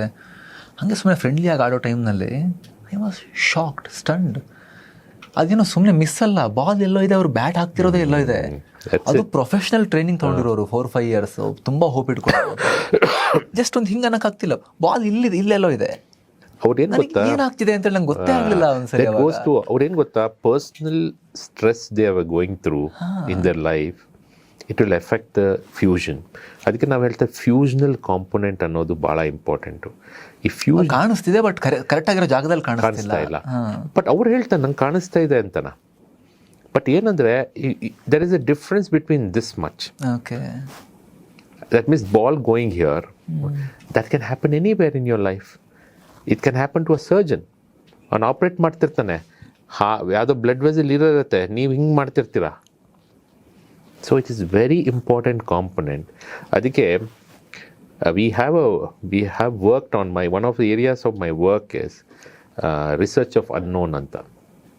ಅಂದರೆ there is whatever is unknown, we do the research. ಅದರಲ್ಲಿ this is one of the important component which comes. The second is the role of dopamine and neurotransmitters. The third is the role of gut and thing, and finally the role of how we can modulate ಈ ವೈರಸ್ಗಳನ್ನ modulate ಮಾಡಿ cells work ಆಗೋದು. These are all very exciting things in which is going to come up. ಈಗ ಒಂದು ವಿಚಾರದಲ್ಲಿ ನಮಗೆ ಇನ್ನೂ ಕೂಡ ಒಂದು ಅಂಥ ದೊಡ್ಡ ಸೊಲ್ಯೂಷನ್ ಕಾಣದೇ ಇರೋದಂದರೆ, ಈಗ ಶಾಶ್ವತ ಅಂಧತ್ವ ಅಥವಾ ಪರ್ಮನೆಂಟ್ ಬ್ಲೈಂಡ್ನೆಸ್ ಏನು ಬಂದಿರುತ್ತೆ, ಅವರಿಗೆ ಕಣ್ಣನ್ನು ದೃಷ್ಟಿ ವಾಪಸ್ ಕೊಡೋಕ್ಕಾಗುತ್ತಾ ಅನ್ನೋ ವಿಚಾರ. ರಿಸರ್ಚ್ ಅಂತೂ ಕಂಟಿನ್ಯೂಸ್ಲಿ ನಡೀತಾನೆ ಇದೆಯಲ್ವ ಅದಕ್ಕೆ ಸಂಬಂಧಪಟ್ಟಂತೆ. ಅಲ್ಲಿ ಏನಾದ್ರು ಪ್ರೋಗ್ರೆಸ್ ಆಗಿದೆಯಾ, ಹೋಪ್ ಇದೆಯಾ? ಐ ಟ್ರಾನ್ಸ್ಪ್ಲಾಂಟ್ ಒಂದು ಇರೋ ಕಣ್ಣನ್ನೇ ಸರಿ ಮಾಡೋಕೆ ಆ ಥರದ್ದು ಏನಾದರೂ? ಅಬ್ಸಲ್ಯೂಟ್ಲಿ. ತುಂಬ ಈಗ ಫಾರ್ ಎಕ್ಸಾಂಪಲ್ ನಾನು ನೈಟ್ ಬ್ಲೈಂಡ್ನೆಸ್ ಅಂತ ಹೇಳಿದ್ನಲ್ಲ, ಮಕ್ಕಳಲ್ಲಿ ಬರುವಂಥ ಬ್ಲೈಂಡ್, ತುಂಬ ಮಕ್ಕಳಿಗೆ ನೈಟ್ ಬ್ಲೈಂಡ್ನೆಸ್, ರೆಟ್ನೈಟಿಸ್ ಪಿಗ್ಮೆಂಟೋಸಾ ಅಂತ ಹೇಳ್ತೀವಿ. ಅದಕ್ಕೆ there is a big hope of gene therapy. Full normal ತರ್ಸೋಕ್ಕಾಗಲ್ಲ, ಬಟ್ ಫಂಕ್ಷನಲ್ ವಿಷನ್ ಬರುತ್ತೆ. ಫಂಕ್ಷನ್ ಅಂದರೆ ಅವ್ರು ನಡ್ಕೊಂಡು ಹೋಗೋದು, ಕೆಲಸ ಮಾಡೋದು, ವರ್ಕ್ ಹೋಗೋದು ಮಾಡ್ಬೋದು. ಇನ್ನೊಂದು ಕೋನ್ ಡಿಸ್ಫಂಕ್ಷನ್ ಅಂತ ಹೇಳ್ತೀವಿ, ಸೆಂಟ್ರಲ್ ವಿಷನ್ ಹೋಗ್ಬಿಡುತ್ತೆ ಮಕ್ಕಳಲ್ಲಿ. ಹುಟ್ಟಿದಾಗ ನಾರ್ಮಲ್ ಇರ್ತಾರೆ, 20 years ನಂತರ they lose vision. there is a component of that. Optic nerve related ವರ್ಕ್ಗೆ ಲಾಟ್ ಆಫ್ ಈ ಟ್ರಾಮಾ ಆಗಿ ಅದಾಗಿ ಹೋಗಿರೋದಕ್ಕೆ it's a lot of work on stem cell related therapies. ಇದು ಏನಂದರೆ ನಮ್ಮಲ್ಲಿ ಒಂದು ಇಂಪಾರ್ಟೆಂಟ್ ಥಿಂಗ್ ಇಸ್, ನಾನು ಮುಂಚೆ ಶುರು ಮಾಡಿದಾಗ ಹೇಳಿ ಡಿಸ್ಕಸ್ ಮಾಡಿದ್ವಿ, ಅಟೆನ್ಷನ್ ಸ್ಪ್ಯಾನ್ ಅಂತ. Science cannot be an overnight miracle. There is no way. ನೀವು ಒಂದು 20-25 ವರ್ಷ, ಈಗ ಒಂದು ಆವ್ರೇಜ್ ಒಂದು ನೋಬೆಲ್ ಪ್ರೈಸ್ ತೊಗೊಂಡು ನೀವು ಮಾತಾಡ್ಸಿದ್ರೆ, ಅವ್ನು ಬುಕ್ ಓದಿದ್ರೆ ಮಿನಿಮಮ್ ಆವ್ರೇಜ್ ಅವ್ರು ವರ್ಕ್ ಮಾಡಿರೋದು 48 55 ವರ್ಷ ವರ್ಕ್ ಮಾಡಿರ್ತಾರೆ ಒಂದೇ ಸಬ್ಜೆಕ್ಟ್ಗೆ. ಯಾರು ಆ 48 55 ವರ್ಷ ವರ್ಕ್ ಮಾಡೋಷ್ಟು ಪೇಷನ್ಸ್ ಇಟ್ಕೊಂಡು ಹೋಗ್ತಾನೋ ಅವ್ನಿಗೆ ಆ ನೋಬೆಲ್ ಪ್ರೈಸ್ ಸಿಗುತ್ತೆ. ನೀವು ಲಿಟ್ರೇಚರ್ ತೊಗೊಳ್ಳಿ, ಸೈನ್ಸ್ ತೊಗೊಳ್ಳಿ, ಬಯಾಲಜಿ ತೊಗೊಳ್ಳಿ, very rarely in the first 3-4 ಡೆಕೆಡ್ಸಲ್ಲಿ ಸಿಗೋದು ಭಾಳ ರೇರು. ಅದು ಎಂಥ ದೊಡ್ಡ ಇದು ಮಾಡಿದ್ರು ಭಾಳ ರೇರು, ಯಾಕಂದರೆ ಇಟ್ಸ್ ನಾಟ್ ಸೋ ಈಸಿ. ತುಂಬ ಟೈಮ್, ಯಾಕಂದರೆ ತುಂಬ ಕಷ್ಟಪಡಬೇಕು, ಫಸ್ಟಾಗಿ ಬರಬೇಕು, ಆಮೇಲೆ ತುಂಬ ಫೇಲಿಯರ್ಸ್ ಇರ್ತವೆ, ಆಮೇಲೆ ಜನರೆಲ್ಲ ಈ 40 ವರ್ಷ ಏನೂ ಮಾಡದೆ ಮಾಡ್ತಾ ಇದ್ದಾರೆ, ಎಷ್ಟು ಅವನ್ನ ಅವ್ರ ಬಗ್ಗೆ ಎಷ್ಟು ಜನರು ಮಾತಾಡ್ಕೊತಿರ್ಬೋದು ಯೋಚನೆ ಮಾಡಿ. ಮತ್ತೆ ಸಿಗೋದು ಯಾರೋ ಒಬ್ರೊಬ್ರಿಗೆ. ಇದು ಯಾರಿಗೂ ಒಬ್ಬೊಬ್ರಿಗೆ. ಈಗ ಒಂದು ಐ ಹ್ಯಾಡ್ ನಮ್ಮ ಟೀಚಿಂಗಲ್ಲಿ ಒಂದು line I always use to say, what people will talk about you has killed more dreams than ever. ಯಾರು ನಿಮ್ಮ ಬಗ್ಗೆ ಏನು ಮಾತಾಡ್ತಾ ಇರ್ತಾನೆ ಯೋಚನೆ ಮಾಡಿದವನು, especially science, has killed the more dreams. ಅವ್ನು ನನ್ನ ಬಗ್ಗೆ ಹಿಂಗೆ ನಾನು ಏನೂ ಮಾಡಲಿಲ್ಲ, ನಾನೊಬ್ಬ ವೇಸ್ಟ್ ಆಗಿಬಿಟ್ಟೆ, ಅವ್ನು 40 ವರ್ಷ ಮಾಡಿ, ಅವ್ನು 41ನೇ ವರ್ಷಕ್ಕೆ ಹೋದರೆ ಮೋಸ್ಟ್ಲಿ ನೋಬಲ್ಲೇ ಸಿಗ್ತಿತ್ತೇನೋ. So that is one of the most important aspect of science. But ಇದರಲ್ಲಿ ಅಟ್ಲೀಸ್ಟ್ ಸೋ ಮೆನಿ ಏರಿಯಾಸ್ ಬರ್ತಾ ಇದ್ದಾವೆ. ಆ್ಯಂಡ್ ನಮ್ಮ scientifically we are domain, we are trying to work heavily on these areas of research. ಈ areas of research ನಮ್ಮ already ಆಯಿತು, ಒಂದು 20 ವರ್ಷ ಆಯ್ತು ಇದ್ರ ಬಗ್ಗೆ ವರ್ಕ್ ಮಾಡಿ. ನಾವು it is coming into the picture. 4-5 ವರ್ಷದಲ್ಲಿ we want to bring in. ನಮ್ಮ late chairman doctor Bhujang Shetty ಅವ್ರು ಹೇಳ್ತಾ ಇದ್ರು, ಈ ಇಂಜೆಕ್ಷನ್ಸು ಈಗ ಈ ಥರ ಬ್ಲೈಂಡ್ನೆಸ್ ಇದಕ್ಕೆ ಇಂಜೆಕ್ಷನ್ನು ಹೊರಗಿನ ದೇಶದಲ್ಲಿ 1-2 ಬಟ್ ಅದಕ್ಕೆ ಒಂದು ಇಂಜೆಕ್ಷನ್ ಕಾಸ್ಟ್ 8 ಕೋಟಿ ರೂಪಾಯಿ, 8 crores. ಏನಕ್ಕೆ ಅದು ಯೂಸ್ ಆಗುತ್ತೆ? ಅದು ಈ ಬ್ಲೈಂಡ್ನೆಸ್ಗೆ ಜೀನ್ ಥೆರಪಿ ಇದಕ್ಕೆ ಚೇರ್ಮನ್ 8 crores. ಅದು ಡಾಲರ್ ರೇಟು 78-80 ಇದ್ದಾಗ ಇವತ್ತು ಒಂದು ಮೋಸ್ಟ್ಲಿ 9 crores ಆಗ್ಬೋದು, 10 crores. ಸೊ ಅವ್ರ ಚೇರ್ಮನ್ ಅವರು ಅವಾಗ ಯಾವಾಗಲೂ ಹೇಳ್ತಾ ಇದ್ರು ದ್ಯಾಟ್ ನಮ್ಮ gene therapy should be affordable to the most common person. We will not create a gene therapy which is, so ಅದಕ್ಕೆ ಅವ್ರು ಒಂದು ಯಾವಾಗಲೂ ಹೇಳಿ ಆದಷ್ಟು 0 ಹೊಡೆದಾಕ್ಬಿಡಿ ಅದರಿಂದ ಅಂತ. ಆ gene therapy will be the most cost effective when it comes. ಎಲ್ಲ ಜನರು ಯಾರು ಬೇಕಾದ್ರೆ ಅಫೋರ್ಡ್ ಮಾಡ್ಬೋದು. ಆ ಒಂದು ಕಾನ್ಸೆಪ್ಟಲ್ಲಿ we build 20 years back and we are one of the most advanced in the country now. And at least 1 or 2 gene therapy world ಅಲ್ಲಿ first time ಮಾಡ್ತಾ ಇದ್ದೀವಿ. ಇವಾಗ ಅದು ಅವೈಲೇಬಲ್ ಇದೆ and working. It will be, we have to start. ಅಂದರೆ ಇಷ್ಟಂಗೆ ಏನು ಮಾಡೋ, ಒಂದು ಜೀನ್ ಥೆರಪಿ ಅಂತ ಇಂಥ ಒಂದು ಸಂಶೋಧನೆ ಮಾಡಬೇಕಾದ್ರೆ ಒಂದು 20 ವರ್ಷ you will have to work in your lab, animals, ಅವೆಲ್ಲ ಮಾಡಿ ಫೈನಲಿ ಹ್ಯೂಮನ್ ಟ್ರಯಲ್ಗೆ ಅಪ್ರೂವಲ್ ಬರುತ್ತೆ. ಹ್ಯೂಮನ್ ಟ್ರಯಲ್ ಅಪ್ರೂವಲ್ ಬಂದಮೇಲೆ ದೆನ್ ಇಟ್ ವಿಲ್ ವರ್ಕ್ ಅಂದಮೇಲೆ then it can be mass production. Because ನಮ್ಮಲ್ಲೇ ಇದು ಮಾಡಿರೋದ್ರಿಂದ, ಇಲ್ಲೇ ಮಾಡಿರೋದ್ರಿಂದ ಏನಾಗುತ್ತೆ, ಕಾಸ್ಟ್ ಬಿಕಮ್ಸ್ ಟೆರಿಬ್ಲಿ ಒಂಥರ ಅಫೋರ್ಡೆಬಲ್. ಹೌದು. ಈಗ ನಾವು ನಾನು ಒಂದು ದೊಡ್ಡ ಕಂಪನಿನವ್ರು ಯಾರಾದ್ರು ತೊಗೊಂಬರ್ಬೇಕು ಅಂತೀರಿ, ಏನಾಗುತ್ತೆ ಅವ್ನು ಅನ್ಅಫೋರ್ಡೆಬಲ್. ಈಗ ಇದನ್ನೆಲ್ಲ ಯಾರು ಮಾಡ್ತಾರೆ, ಈಗ ಕಟಾರು ಸಮ್ ಅದರ್ ಕಂಟ್ರೀಸಲ್ಲಿ the government pays for it for the citizen. ನಮ್ಮಲ್ಲಿ ಯಾರು we can't afford that. Eye transplant ವಿಚಾರಕ್ಕೆ ಬಂದಾಗ ನಾವೀಗ ಎಲ್ಲಿದ್ದೀವಿ, ಹೇಗೆ ಒಬ್ಬರಿಗೆ ಕಣ್ಣೇ ಇಲ್ಲ, ಪರ್ಮನೆಂಟ್ ಆಗಿ ಅವರಿಗೆ ಬ್ಲೈಂಡ್ನೆಸ್ ಇದೆ, ಡಾನರ್ ಹುಡ್ಕೋದು ಹೇಗೆ, ಆಮೇಲೆ ಅದು ಸರ್ಜರಿ ಹೇಗೆ, ಸಕ್ಸಸ್ ರೇಟ್ ಹೇಗೆ? ಸಿ, ಐ ಟ್ರಾನ್ಸ್ಪ್ಲಾಂಟ್ ಈ ವರ್ಲ್ಡ್ದು one of the most successful ಟ್ರಾನ್ಸ್ಪ್ಲಾಂಟಲ್ಲಿ ನಂಬರ್ 1 ಇರೋದು ಕಾರ್ನಿಯಲ್ ಟ್ರಾನ್ಸ್ಪ್ಲಾಂಟ್. ಇಡೀ ಐ ಟ್ರಾನ್ಸ್ಪ್ಲಾಂಟ್ ಮಾಡೋಕ್ಕಾಗಲ್ಲ. ನಾವು ಕಾರ್ನಿಯಾ ಇದೆಯಲ್ಲ, ನಾವು ವೈಟ್ ಭಾಗ ಅದನ್ನು ಮಾತ್ರ ತೆಗೆದ್ಬಿಟ್ಟು ಹಾಕ್ತೀವಿ. ವೈಟ್ ಭಾಗ ಮಾತ್ರ, ವೈಟ್ ಭಾಗ ಮಧ್ಯದಲ್ಲಿರೋದು ಬ್ಲ್ಯಾಕ್ ಅದೆಲ್ಲ ಡ್ಯಾಮೇಜ್ ಆಗಿದೆ, ಆಗಲ್ಲ. Only take the cornea. ಅಂದರೆ ನಮ್ಮ ಗ್ಲಾಸು ಹಾಳಾಗಿದೆ, ಗ್ಲಾಸ್ ತೆಗೆದು ಇನ್ನೊಂದು ಗ್ಲಾಸ್ ಹಾಕ್ತೀನಿ. ಮೋಟಾರ್ ಇರೋದು retina, so you can not do anything. So corneal transplant is about using the glass. ಹೌದಾ? Usually it's always taken from a dead individual and ಯಾರು ಬೇಕಾದ್ರೆ ಡೊನೇಟ್ ಮಾಡ್ಬೋದು. ಎಲ್ಲ ಕಾರ್ನಿಯಾ ಯಾರಿಗೆ ಬೇಕಾದ್ರೆ ಹಾಕ್ಬೋದು. That's one advantages of corneal. ಅವ್ರಿಗೆ ಏನು ಅವಶ್ಯಕತೆ ಇರೋದಿಲ್ಲ. That's one of the biggest advantage. Healthy cornea ಇದ್ದರೆ ಇಮಿಡಿಯೇಟ್ ಆಗಿ ಹಾಕ್ಬೋದು. ಪರ್ಸನ್ ಹೂ ಡೈಸ್ ಅವ್ರು ಫೋನ್ ಮಾಡ್ತಾರೆ ಐ ಬ್ಯಾಂಕ್ಗೆ, ನಾವು ಡೊನೇಟ್ ಮಾಡ್ಬೇಕಂತ. V immediately go there and we take only the cornea. ಇಡೀ ಕಣ್ಣು ತೆಗೆಯಲ್ಲ, ತೆಗ್ಬಿಟ್ಟು ಒಂದು ಸ್ಮಾಲ್ ಬಾಟ್ಲಲ್ಲಿ ಹಾಕ್ಕೊಂಡು ಐಸ್ ಪ್ಯಾಕಲ್ಲಿ ತೊಗೊಂಬರ್ತೀವಿ. ಬಂದುಬಿಟ್ಟು we have one waiting list ಇರುತ್ತೆ. ಒಳ್ಳೆ ಕಾರ್ನಿಯಾ ನೋಡಿದ್ರೆ will call the younger patient. ಆಮೇಲೆ ಯಾವ ಕಾರ್ನಿಯಾಗೂ ಲೇಬಲ್ ನೇಮ್ ಹಾಕಿರಲ್ಲ. ಈಗ ನನ್ನ ತಂದೆದಾಗಲಿ ನಮ್ಮ ಫಾದರ್ ಇನ್ ಲಾ ಭುಜಂಗ್ ಶೆಟ್ಟಿ ಅವ್ರದ್ದು ಡೊನೇಷನ್ ಆಯಿತು, ಯಾರಿಗೆ ಹೋಯ್ತಂತ ಇವತ್ತುವರೆಗೂ ಯಾರಿಗೂ ಗೊತ್ತಿಲ್ಲ. I was involve in Rajkumar ಅವ್ರ ಕಣ್ಣನ್ನು ತೊಗೊಂಬಂದಿದ್ವಿ, ಪಾರ್ವತಮ್ಮನವ್ರ ಮೇಡಮ್ ಅವ್ರು ತಂದಿದ್ವಿ, ಪುನೀತ್ದು. All 3 of them were involved in the transplant. Junction 3 ಜನದ್ದು ನಮಗೆ ರಾಜ್ಕುಮಾರ್ ಅವರು ತೀರ್ಕೊಂಡಾಗ ಬಿಗ್ ನ್ಯೂಸ್ ಇತ್ತು. Because he was a big proponent of eye donation. ಯಾರಿಗೂ ಹೋಗುತ್ತೆ ಕಣ್ಣು ಅಂತ. So what we had done as we had ಆವಾಗ ಒಂದು 10 ಜನ ಅದೇ ದಿನವೇ ಕೊಟ್ಟಿದ್ರು ಬೇರೆ ಬೇರೆ ರೀತಿ. We just had a mix up of anything. We had no idea whose cornea went to whom. ಯಾಕಂದರೆ ಒಂದು ಸತಿ you connect to that, you know emotional connect ಬಂದ್ಬಿಡುತ್ತೆ. ಹೌದೌದೌದೌದು. ನನ್ಗೆ ಅವ್ರ ಕಣ್ ಬಂತು, ನನ್ಗೆ ಇವ್ರ ಕಣ್ ಬಂತು, ಅದು ಬೇರೆ ಥರ ನ್ಯೂಸೆನ್ಸ್ ನಾನು ಈಗ ನನ್ನ ಫಾದರ್ ಇನ್ ಲಾ ನಮ್ಮ ಭುಜಂಗ್ ಶೆಟ್ಟಿ ಕಣ್ಣೇ ಯಾರಿಗೂ ಹೋಗಿದೆ ಅಂತ ನಂಗೆ ಗೊತ್ತಿಲ್ಲ, ನಮ್ಮ ಫ್ಯಾಮಿಲಿಯವ್ರಿಗೂ ಗೊತ್ತಿಲ್ಲ. So I told the same thing to ಪ್ರೆಸ್ಸಲ್ಲಿ ಬಂದು, ಆವಾಗ ಪ್ರೆಸ್ಸಲ್ಲಿ ಬಂದು ಕೇಳ್ತಾ ಇದ್ರು, ರಾಜ್ಕುಮಾರ್ ಕಣ್ಣು ಯಾರಿಗೆ ಕೊಟ್ರಿ, ನಾವು ಮಾತಾಡ್ಸ್ಬೋದು ಅಂತ. ಸೆಡ್ ಆ ದಿನ 10 ಜನಕ್ಕೆ ಟ್ರಾನ್ಸ್ಪ್ಲಾಂಟ್ ಮಾಡಿದ್ವಿ, ಯಾರಿಗೆ ಬೇಕಾದ್ರೂ ಹೋಗಿರ್ಬೋದು. We have no idea. Each one of them thought that ಅವ್ರದ್ದೇ ಬಂದಿರ್ಬೋದು. ಇಟ್ಸ್ ಓಕೆ, ನಮ್ಮ ಕೈಯಲ್ಲಿಲ್ಲ. But we can not disclose and we have no right to disclose about who has got it. But ಇವತ್ತಿನ ದಿನದಲ್ಲಿ it is one of the most advanced transplantation and the most successful transplantation. ಏನೂ issue ಆಗಲ್ಲ. 80-85% of the time transplant ಒಂದು 40-50 ವರ್ಷದಿಂದ transplant ಮಾಡಿಕೊಂಡು ಚೆನ್ನಾಗಿ ಕಾಣಿಸ್ತಾರೆ. But retina ತೊಂದರೆ ಇದ್ದರೆ ಕಾರ್ನಿಯಾ ಟ್ರಾನ್ಸ್ಪ್ಲಾಂಟ್ ಮಾಡಿ ಪ್ರಯೋಜನ ಇಲ್ಲ. ಇಟ್ಸ್ ಲೈಕ್ ನಿಮ್ಮ ಗ್ಲಾಸಲ್ಲಿ ತೊಂದರೆ ಇದ್ದರೆ ನಾನು ಗ್ಲಾಸ್ ಚೇಂಜ್ ಮಾಡ್ಬೋದು, ಮೋಟ್ರಲ್ಲೇ ತೊಂದರೆ ಇದ್ದರೆ which you cannot change. Permanent ಬ್ಲೈಂಡ್ನೆಸ್ನ ಸರಿ ಮಾಡೋಕ್ಕಾಗಲ್ವಾ? ಕಾರ್ನಿಯಾ ರಿಲೇಟೆಡ್ ಇದ್ದರೆ ಮಾಡ್ಬೋದು. Blindness may be cornea related or retina related. Cornea related blindness ಜಾಸ್ತಿ ಯಾವುದು ಆ್ಯಕ್ಚುಲಿ? ಕಾರ್ನಿಯಾ ರಿಲೇಟೆಡ್ ಬ್ಲೈಂಡ್ನೆಸ್ ಜಾಸ್ತಿ ಇದೆ. ವಿ ಟ್ರಾನ್ಸ್ಪ್ಲಾಂಟ್ ಮಾಡ್ತೀವಿ, ನಮ್ಮಲ್ಲೇ more than 100 transplants, close to 100 transplants a month ಮಾಡ್ತೀವಿ. ವೆಯ್ಟಿಂಗ್ ಲಿಸ್ಟ್ ಒಂದ್ಸತಿ ನಾ I give you the number that you are ready for it. We wait for at least 3 to 6 days average ಒಳಗೆ ಟ್ರಾನ್ಸ್ಪ್ಲಾಂಟ್ ಮಾಡಿ ಕಳಿಸ್ತೀವಿ. Cost ಎಲ್ಲ ಹೇಗೆ ಅಂದರೆ ಈಗ ಇನ್ಶೂರೆನ್ಸ್ ಎಲ್ಲ ಕವರ್ ಆಗುತ್ತೆ? ಇನ್ಶೂರೆನ್ಸು ಕವರ್ ಆಗುತ್ತೆ. ದೀಸ್ ಟ್ರಾನ್ಸ್ಪ್ಲಾಂಟ್ಸ್ ಎಲ್ಲ ಒಂದು ರೇಂಜಸ್ ಬಿಟ್ವೀನ್ 20-25 ಸಾವಿರದಿಂದ ಒಂದು 40,000 ರೇಂಜ್ ಒಳಗೆ ಬರುತ್ತೆ, I think. And we also have a segment ನಮ್ಮಲ್ಲಿ, ಸೆಗ್ಮೆಂಟ್ ವೇರ್ ವಿ ಫಾರ್ ಮಕ್ಕಳಿಗೆ, ಯಂಗ್ಸ್ಟರ್ಸ್ಗೆ, lot of these infected we do it at a very low price. ಅದಕ್ಕೆ ರೇಂಜ್ ಏನಿಲ್ಲ, ಅಂದರೆ ಇಷ್ಟೇ ಮಾಡಬೇಕು ಅಂತ. ಬಟ್ ಸ್ಟಿಲ್ ಅದು ಮಾಡೋ ಮ್ಯಾಜಿಕ್ ಮುಂದೆ ಅದು ಅಫೋರ್ಡೆಬಲ್ ಅನ್ಸುತ್ತಲ್ವಾ? ಅದೇ ಹೇಳಿದ್ನಲ್ಲ, ಯಾರನ್ನೂ ಇಷ್ಟಂಕ ನಮ್ಮ ಭುಜಂಗ್ ಶೆಟ್ಟಿಯವರ ಫಿಲಾಸಫಿಯಲ್ಲಿ ಯಾರನ್ನೂ ಇಷ್ಟಂಕ ಟ್ರಾನ್ಸ್ಪ್ಲಾಂಟ್ ಆಗಲಿ ಇದಲ್ಲಾಗಲಿ ಇಲ್ಲ, ನಿಮಗೆ ಅಫೋರ್ಡೆಬಲ್ ತುಂಬ ಅಷ್ಟು 5,000 ಅಫೋರ್ಡೆಬಲ್ ಇಲ್ದೇರೂ ಬರ್ತಾರೆ. ಕೆಲವು ಟೈಮ್ ನಾವೇ ಮಾಡಿ ಅವರಿಗೆ ಟ್ರೈನಿಗೆ ದುಡ್ಡು ಕೊಡಿಸುವಂಥ ಸಮಸ್ಯೆ ಅಂಥ ಇಶ್ಯೂಸು ಇತ್ತು. ಬಟ್ ಏನಂದರೆ ಸೆಲೆಬ್ರಿಟೀಸ್ ಎಂಡೋರ್ಸ್ಮೆಂಟ್ ಇದೆಯಲ್ಲ, it has a huge impact.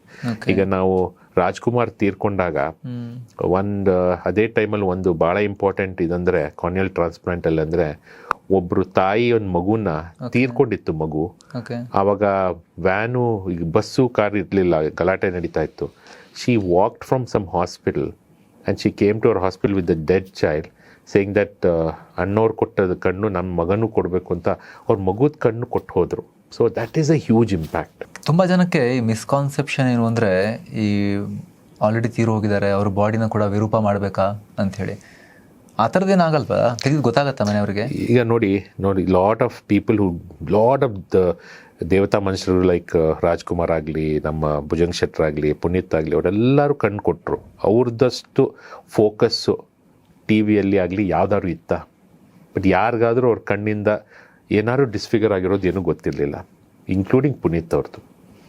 So we have techniques to take the eye without disfiguring anything, including my father-in-law. Or one whole day people had come to see him in the home. That is not once people could figure out that they had an issue. So ಆ ರೀತಿ ಎಲ್ಲ think ಮಾಡೋ ಅವಶ್ಯಕತೆ ಇಲ್ಲ. ಸಾರ್ಥಕತೆನಾರು ಸಿಗುತ್ತೆ at least. Disfigurement ಆಗಲ್ಲ.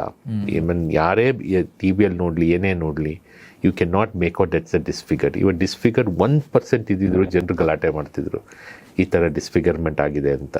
So you can see very closely, ಅವ್ರ ಫ್ಯಾಮಿಲಿಯವರಾಗಲಿ ಯಾರಾಗಲಿ, there is no disfigurement. But ಅದ್ರಲ್ಲಿ ಬರುವಂಥ ಒಂದು ಕಾರ್ಮಿಕ್ ಜಾಯ್ ಇದೆ ಅಲ್ಲ, ನಿಮ್ಗೆ ಗೊತ್ತಿಲ್ಲದೆ ಇರುವಂಥ ಕಾರ್ಮಿಕ್ ಜಾಯ್. ಅದು ಯಾರಿಗೋ ಹೋಗಿ ಯಾವುದೋ ಒಂದು ಬಿಜಾಪುರಿಂದ ಯಾರೋ ಒಬ್ಬರು ಟ್ರೈನ್ ಹತ್ಕೊಂಡು ಬಂದು ಆ ಒಂದು 12 ವರ್ಷ ಮಗುಗೆ ಸರ್ಜರಿ ಮಾಡಿ ಮತ್ತವ್ರು ಒಂದು 3-4 ದಿನದಲ್ಲಿ ವಾಪಸ್ ಹೋಗೋ ಅವ್ರು ಮತ್ತು ಆ ಫೀಲಿಂಗ್ ದಟ್ ಚೇಂಜ್ ಆಗಿಬಿಡುತ್ತಲ್ಲ. ಸೊ ಅದಕ್ಕೆ ಆ ಜಾಯ್ ಇದೆಯಲ್ಲ, ಕಾರ್ಮಿಕ್ ಜಾಯ್, ಅದು ತುಂಬ ಅದು ಬೇರೆನೇ ಫೀಲಿಂಗ್. ಅದು ಫೈನಲಿ ಇಷ್ಟೊಂದು ಸರ್ಜರೀಸ್ ಇರುತ್ತೆ ನಿಮಗೆ ಡೈಲಿ, ಅದರ ನಡುವೆ ರಿಸರ್ಚ್ ಕೆಲಸ ಕೂಡ ನಿಮ್ದಿರುತ್ತೆ. 350+ ಪೇಪರ್ಸ್, 25+ ಪೇಟೆಂಟ್ಗಳು ಕೂಡ ಇದೆ. ಹೇಗೆ ಟೈಮ್ ಮ್ಯಾನೇಜ್ ಮಾಡ್ತೀರಿ? ಒಂದಂದರೆ again I go back to ನಮ್ಮ doctor Bhujang Shetty was a great philosopher, not just a doctor. ನೀವೆಲ್ಲ ಕೇಳಿರ್ಬೋದು ಅವ್ರ ಬಗ್ಗೆ. ಅವ್ರ ಕಾನ್ಸೆಪ್ಟ್ ಏನು ಅಂತಿದ್ದು, ಅವ್ರು ಒಂದು ಹೇಳ್ತಾ ಇದ್ರು, when you take work as work and holiday as joy, you have misled the whole concept ಅಂತ. ಅವ್ರು ಏನು ಹೇಳ್ತಾ ಇದ್ರು, take your holiday as work. ನಿಮ್ಮ ವರ್ಕ್ ಮಾಡೋದು ಹಾಲಿಡೇ ಥರ ಫೀಲಿಂಗ್ ಇರುತ್ತೆ.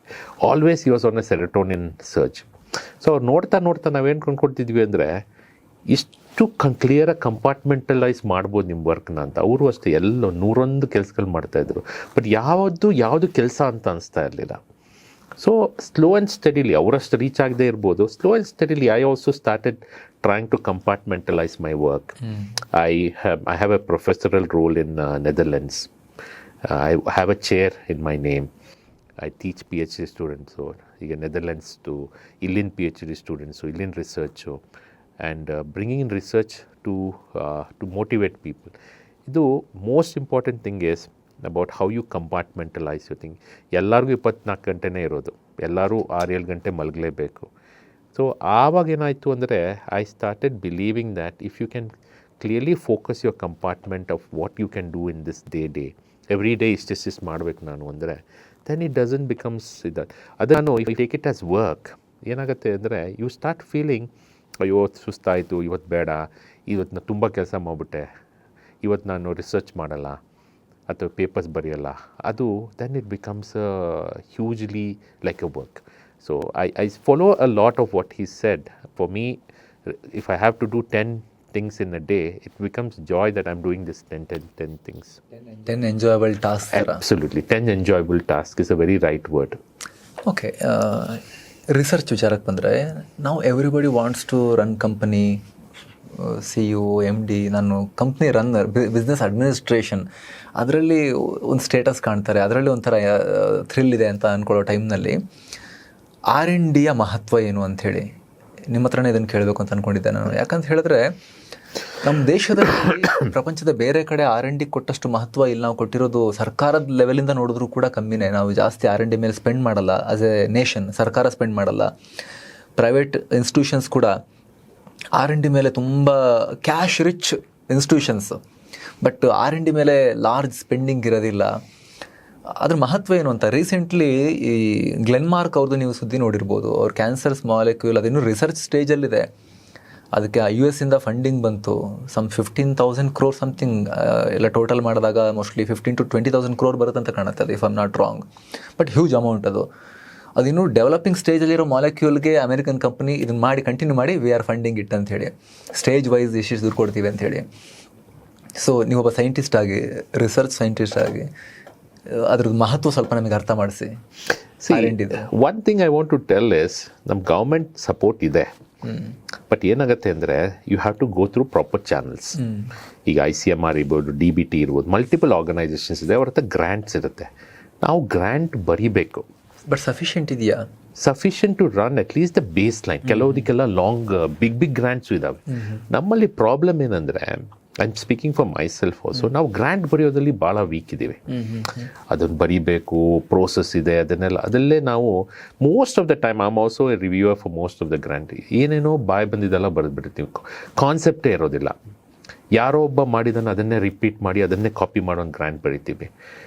ಗ್ರ್ಯಾಂಟ್ ಬರೆಯುವಾಗ ಅಲ್ಲೇ ನಾವು ಬೆಸ್ಟ್ ಮಿಸ್ಟೇಕ್ ಮಾಡೋದು, because we just want to cut paste something which is there.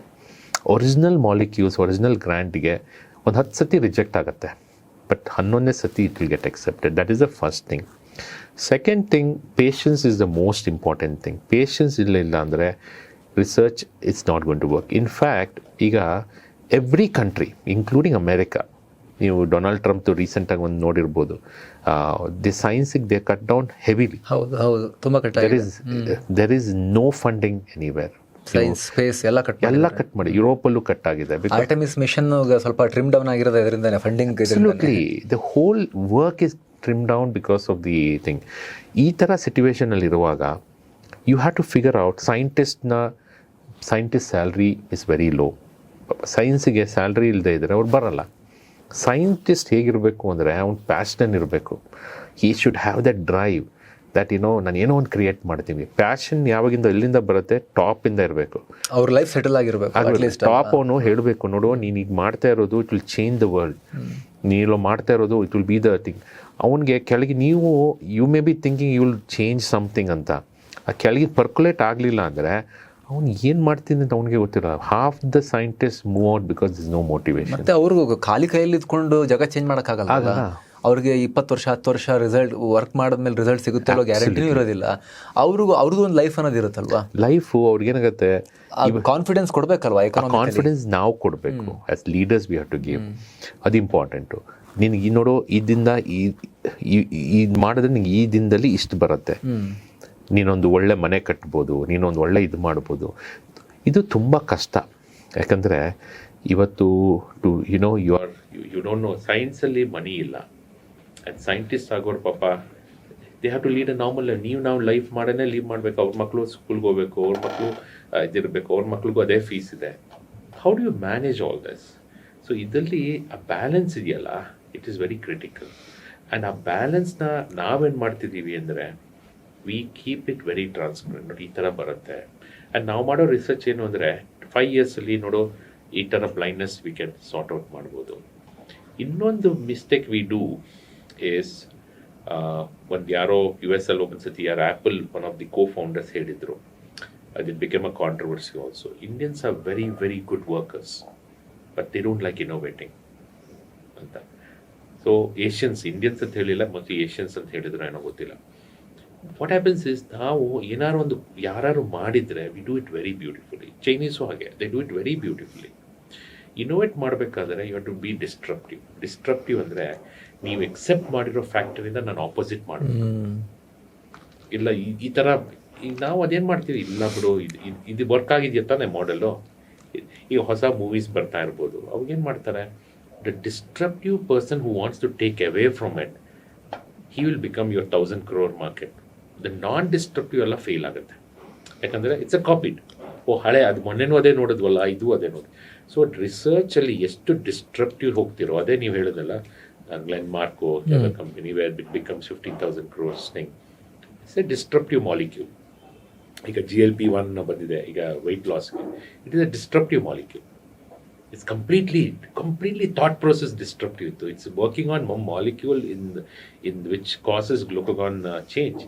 Imagine ಮಾಡಿ, ಅಷ್ಟು ಡಿಸ್ಟ್ರಪ್ಟಿವ್ ಮಾಲಿಕ್ಯೂಲು ಯಾವ ಥರ it became a rage in this. Ozempic ಅಲ್ಲ, ಮೊನ್ಜಾರೋ ಮತ್ತೆ ಒಜೆಂಪಿಕ್ ಎರಡು ಬಂದಿದೆ. ಆ್ಯಂಡ್ ಥ್ರೂ ಯುವರ್ ಮೀಡಿಯಮ್ ಅದು ನಾನು ಏನು ಹೇಳಬೇಕು ಅಂದರೆ, ಕಣ್ಣಿನ ಸೈಡ್ ಎಫೆಕ್ಟ್ಸು ಅದರಲ್ಲಿ ಭಾಳ ಜಾಸ್ತಿ ಇರುತ್ತೆ. And people have lost GLP-1 ಅಲ್ಲ, GLP-1 because ಅಲ್ಲಿ ವ್ಯಾಸ್ಕ್ಯುಲರ್ ಕಾಂಪ್ರಮೈಸ್ ಮಾಡುತ್ತೆ. ಅದನ್ನ ತಗೊಳಕ್ ಶುರು ಮಾಡೋಕ್ಕಿಂತ ಮುಂಚೆ it is very important to meet an ophthalmologist to check for glaucoma. ರೆಟಿನಾದಲ್ಲಿ ಏನಾದ್ರು ಡಯಾಬಿಟಿಕ್ ಚೇಂಜಸ್ ಇದೆಯಾ, ನರ ತುಂಬ ಚಿಕ್ಕದಿದ್ರೆ, ತುಂಬ ಕಂಜೆಸ್ಟ್ ಆಗಿ they may have a problem. ಇವೆಲ್ಲ ಚೆಕ್ ಮಾಡೋದು ಭಾಳ ಇಂಪಾರ್ಟೆಂಟು. ರಿಸರ್ಚ್ ಫಂಡಿಂಗ್ ಅಂತ ಬಂದಿದೆ, ಒಂಥರ ಈ ಸ್ಟಾರ್ಟ್ಅಪ್ ಫಂಡಿಂಗ್ ಥರ ಅನ್ಸುತ್ತೆ. ಅಮೆರಿಕದಲ್ಲೆಲ್ಲ ಹಾಗೆ ಅಲ್ವಾ? ನಮ್ಮಲ್ಲಿ ಹೇಗೆ ಸ್ಟಾರ್ಟ್ಅಪ್ ಫಂಡಿಂಗ್ ಅಂದರೆ 10 ಸ್ಟಾರ್ಟ್ಅಪ್ ಇನ್ವೆಸ್ಟ್ ಮಾಡು, ಒಂದು 2 ನಿನಗೆ ಮಲ್ಟಿ ಬ್ಯಾಗರ್ ಆಗುತ್ತೆ, ಉಳಿದು ಫೇಲ್ ಆದರೂ ನೋ ಇಶ್ಯೂ ಅಂತ. ರಿಸರ್ಚ್ ಕೂಡ ಹಾಗೆ ಅಲ್ವಾ?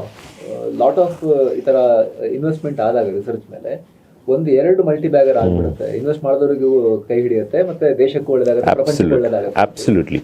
ಸೊ ಅದೆಲ್ಲ ಈಗ lot of people are coming into it. But ಅಂಥ ಹೆವಿ ಈ ಸ್ಟಾರ್ಟಪ್ ಥರ ಇನ್ವೆಸ್ಟ್ಮೆಂಟ್ಸ್ ಬರೋದು ಕಮ್ಮಿ ಇಲ್ಲಿ, ಬಿಕಾಸ್ ಇದು ಅಂಡರ್ಸ್ಟ್ಯಾಂಡಿಂಗ್ ಭಾಳ ಕಾಂಪ್ಲಿಕೇಟೆಡ್ ಇದೆ. ಸಿ ಅದರಲ್ಲಿ all the business houses, business people, investors are very good with understanding. ಈಗ ಒಬ್ಬ ಹೊಸ ವಾಚ್ ತಂದ, ಐಪ್ಯಾಡ್ ತಂದ, ಅದು ಇದು ತಂದರೆ ಅದೇ no exactly what it is, ಅದನ್ನು ಕಂಪ್ಲೀಟ್ಲಿ ಡಿಕೋಡ್ ಮಾಡಿರ್ತಾರೆ. ಹೆಲ್ತ್ ಬಂದಾಗ ಕಷ್ಟ ಅವ್ರಿಗೆ. ಸೊ ಅಷ್ಟು ಎನರ್ಜೆಟಿಕ್ ಆಗಿ ಯಾರೂ ಹೆವಿ ಇನ್ವೆಸ್ಟ್ಮೆಂಟ್ ಮಾಡ್ಲಿಕ್ಕೆ ಹೋಗಲ್ಲ ಅಷ್ಟೇ. ಸೊ ಬಟ್ ಇನ್ವೆಸ್ಟ್ ಮಾಡಿದವರು they made great gains some products, but ಅದ್ರಲ್ಲಿ ಕಳ್ಕೊಂಡಿರೋರು ಇದ್ದಾರೆ. So what I request is that people should be investing, because there is a big boom out there. But they have to wait for that 5 to 7 years wait ಮಾಡಬೇಕು. ಅದು ಮಾಡಿದ್ರೆ ನೀವು ಹೇಳಿದ್ರಲ್ಲ Glenn mark ಥರದ್ದು ಅಥವಾ ಒನ್ ಆಫ್ ದಿಸ್ ಕಂಪನೀಸ್ ನೀವು ಹೇಳಿದಂಗೆ they will reach big dividends. Yes sir, thank you so much. Thank you. ಪ್ರೋಗ್ರಾಮಲ್ಲಿ ಪಾಲ್ಗೊಂಡು ಡೀಟೇಲ್ ಆಗಿ ಕಣ್ಣಿನ ಆರೋಗ್ಯಕ್ಕೆ ಸಂಬಂಧಪಟ್ಟಂತೆ, ಸೊಲ್ಯೂಷನ್ಸ್ಗೆ ಸಂಬಂಧಪಟ್ಟಂತೆ ನಮಗೆ ನೀವು ಜ್ಞಾನವನ್ನು ಕೊಟ್ಟರಿ. ನಿಮ್ಮ ಸಮಯಕ್ಕೆ ನಾವು ಚಿರಋಣಿಗಳು. Thank you.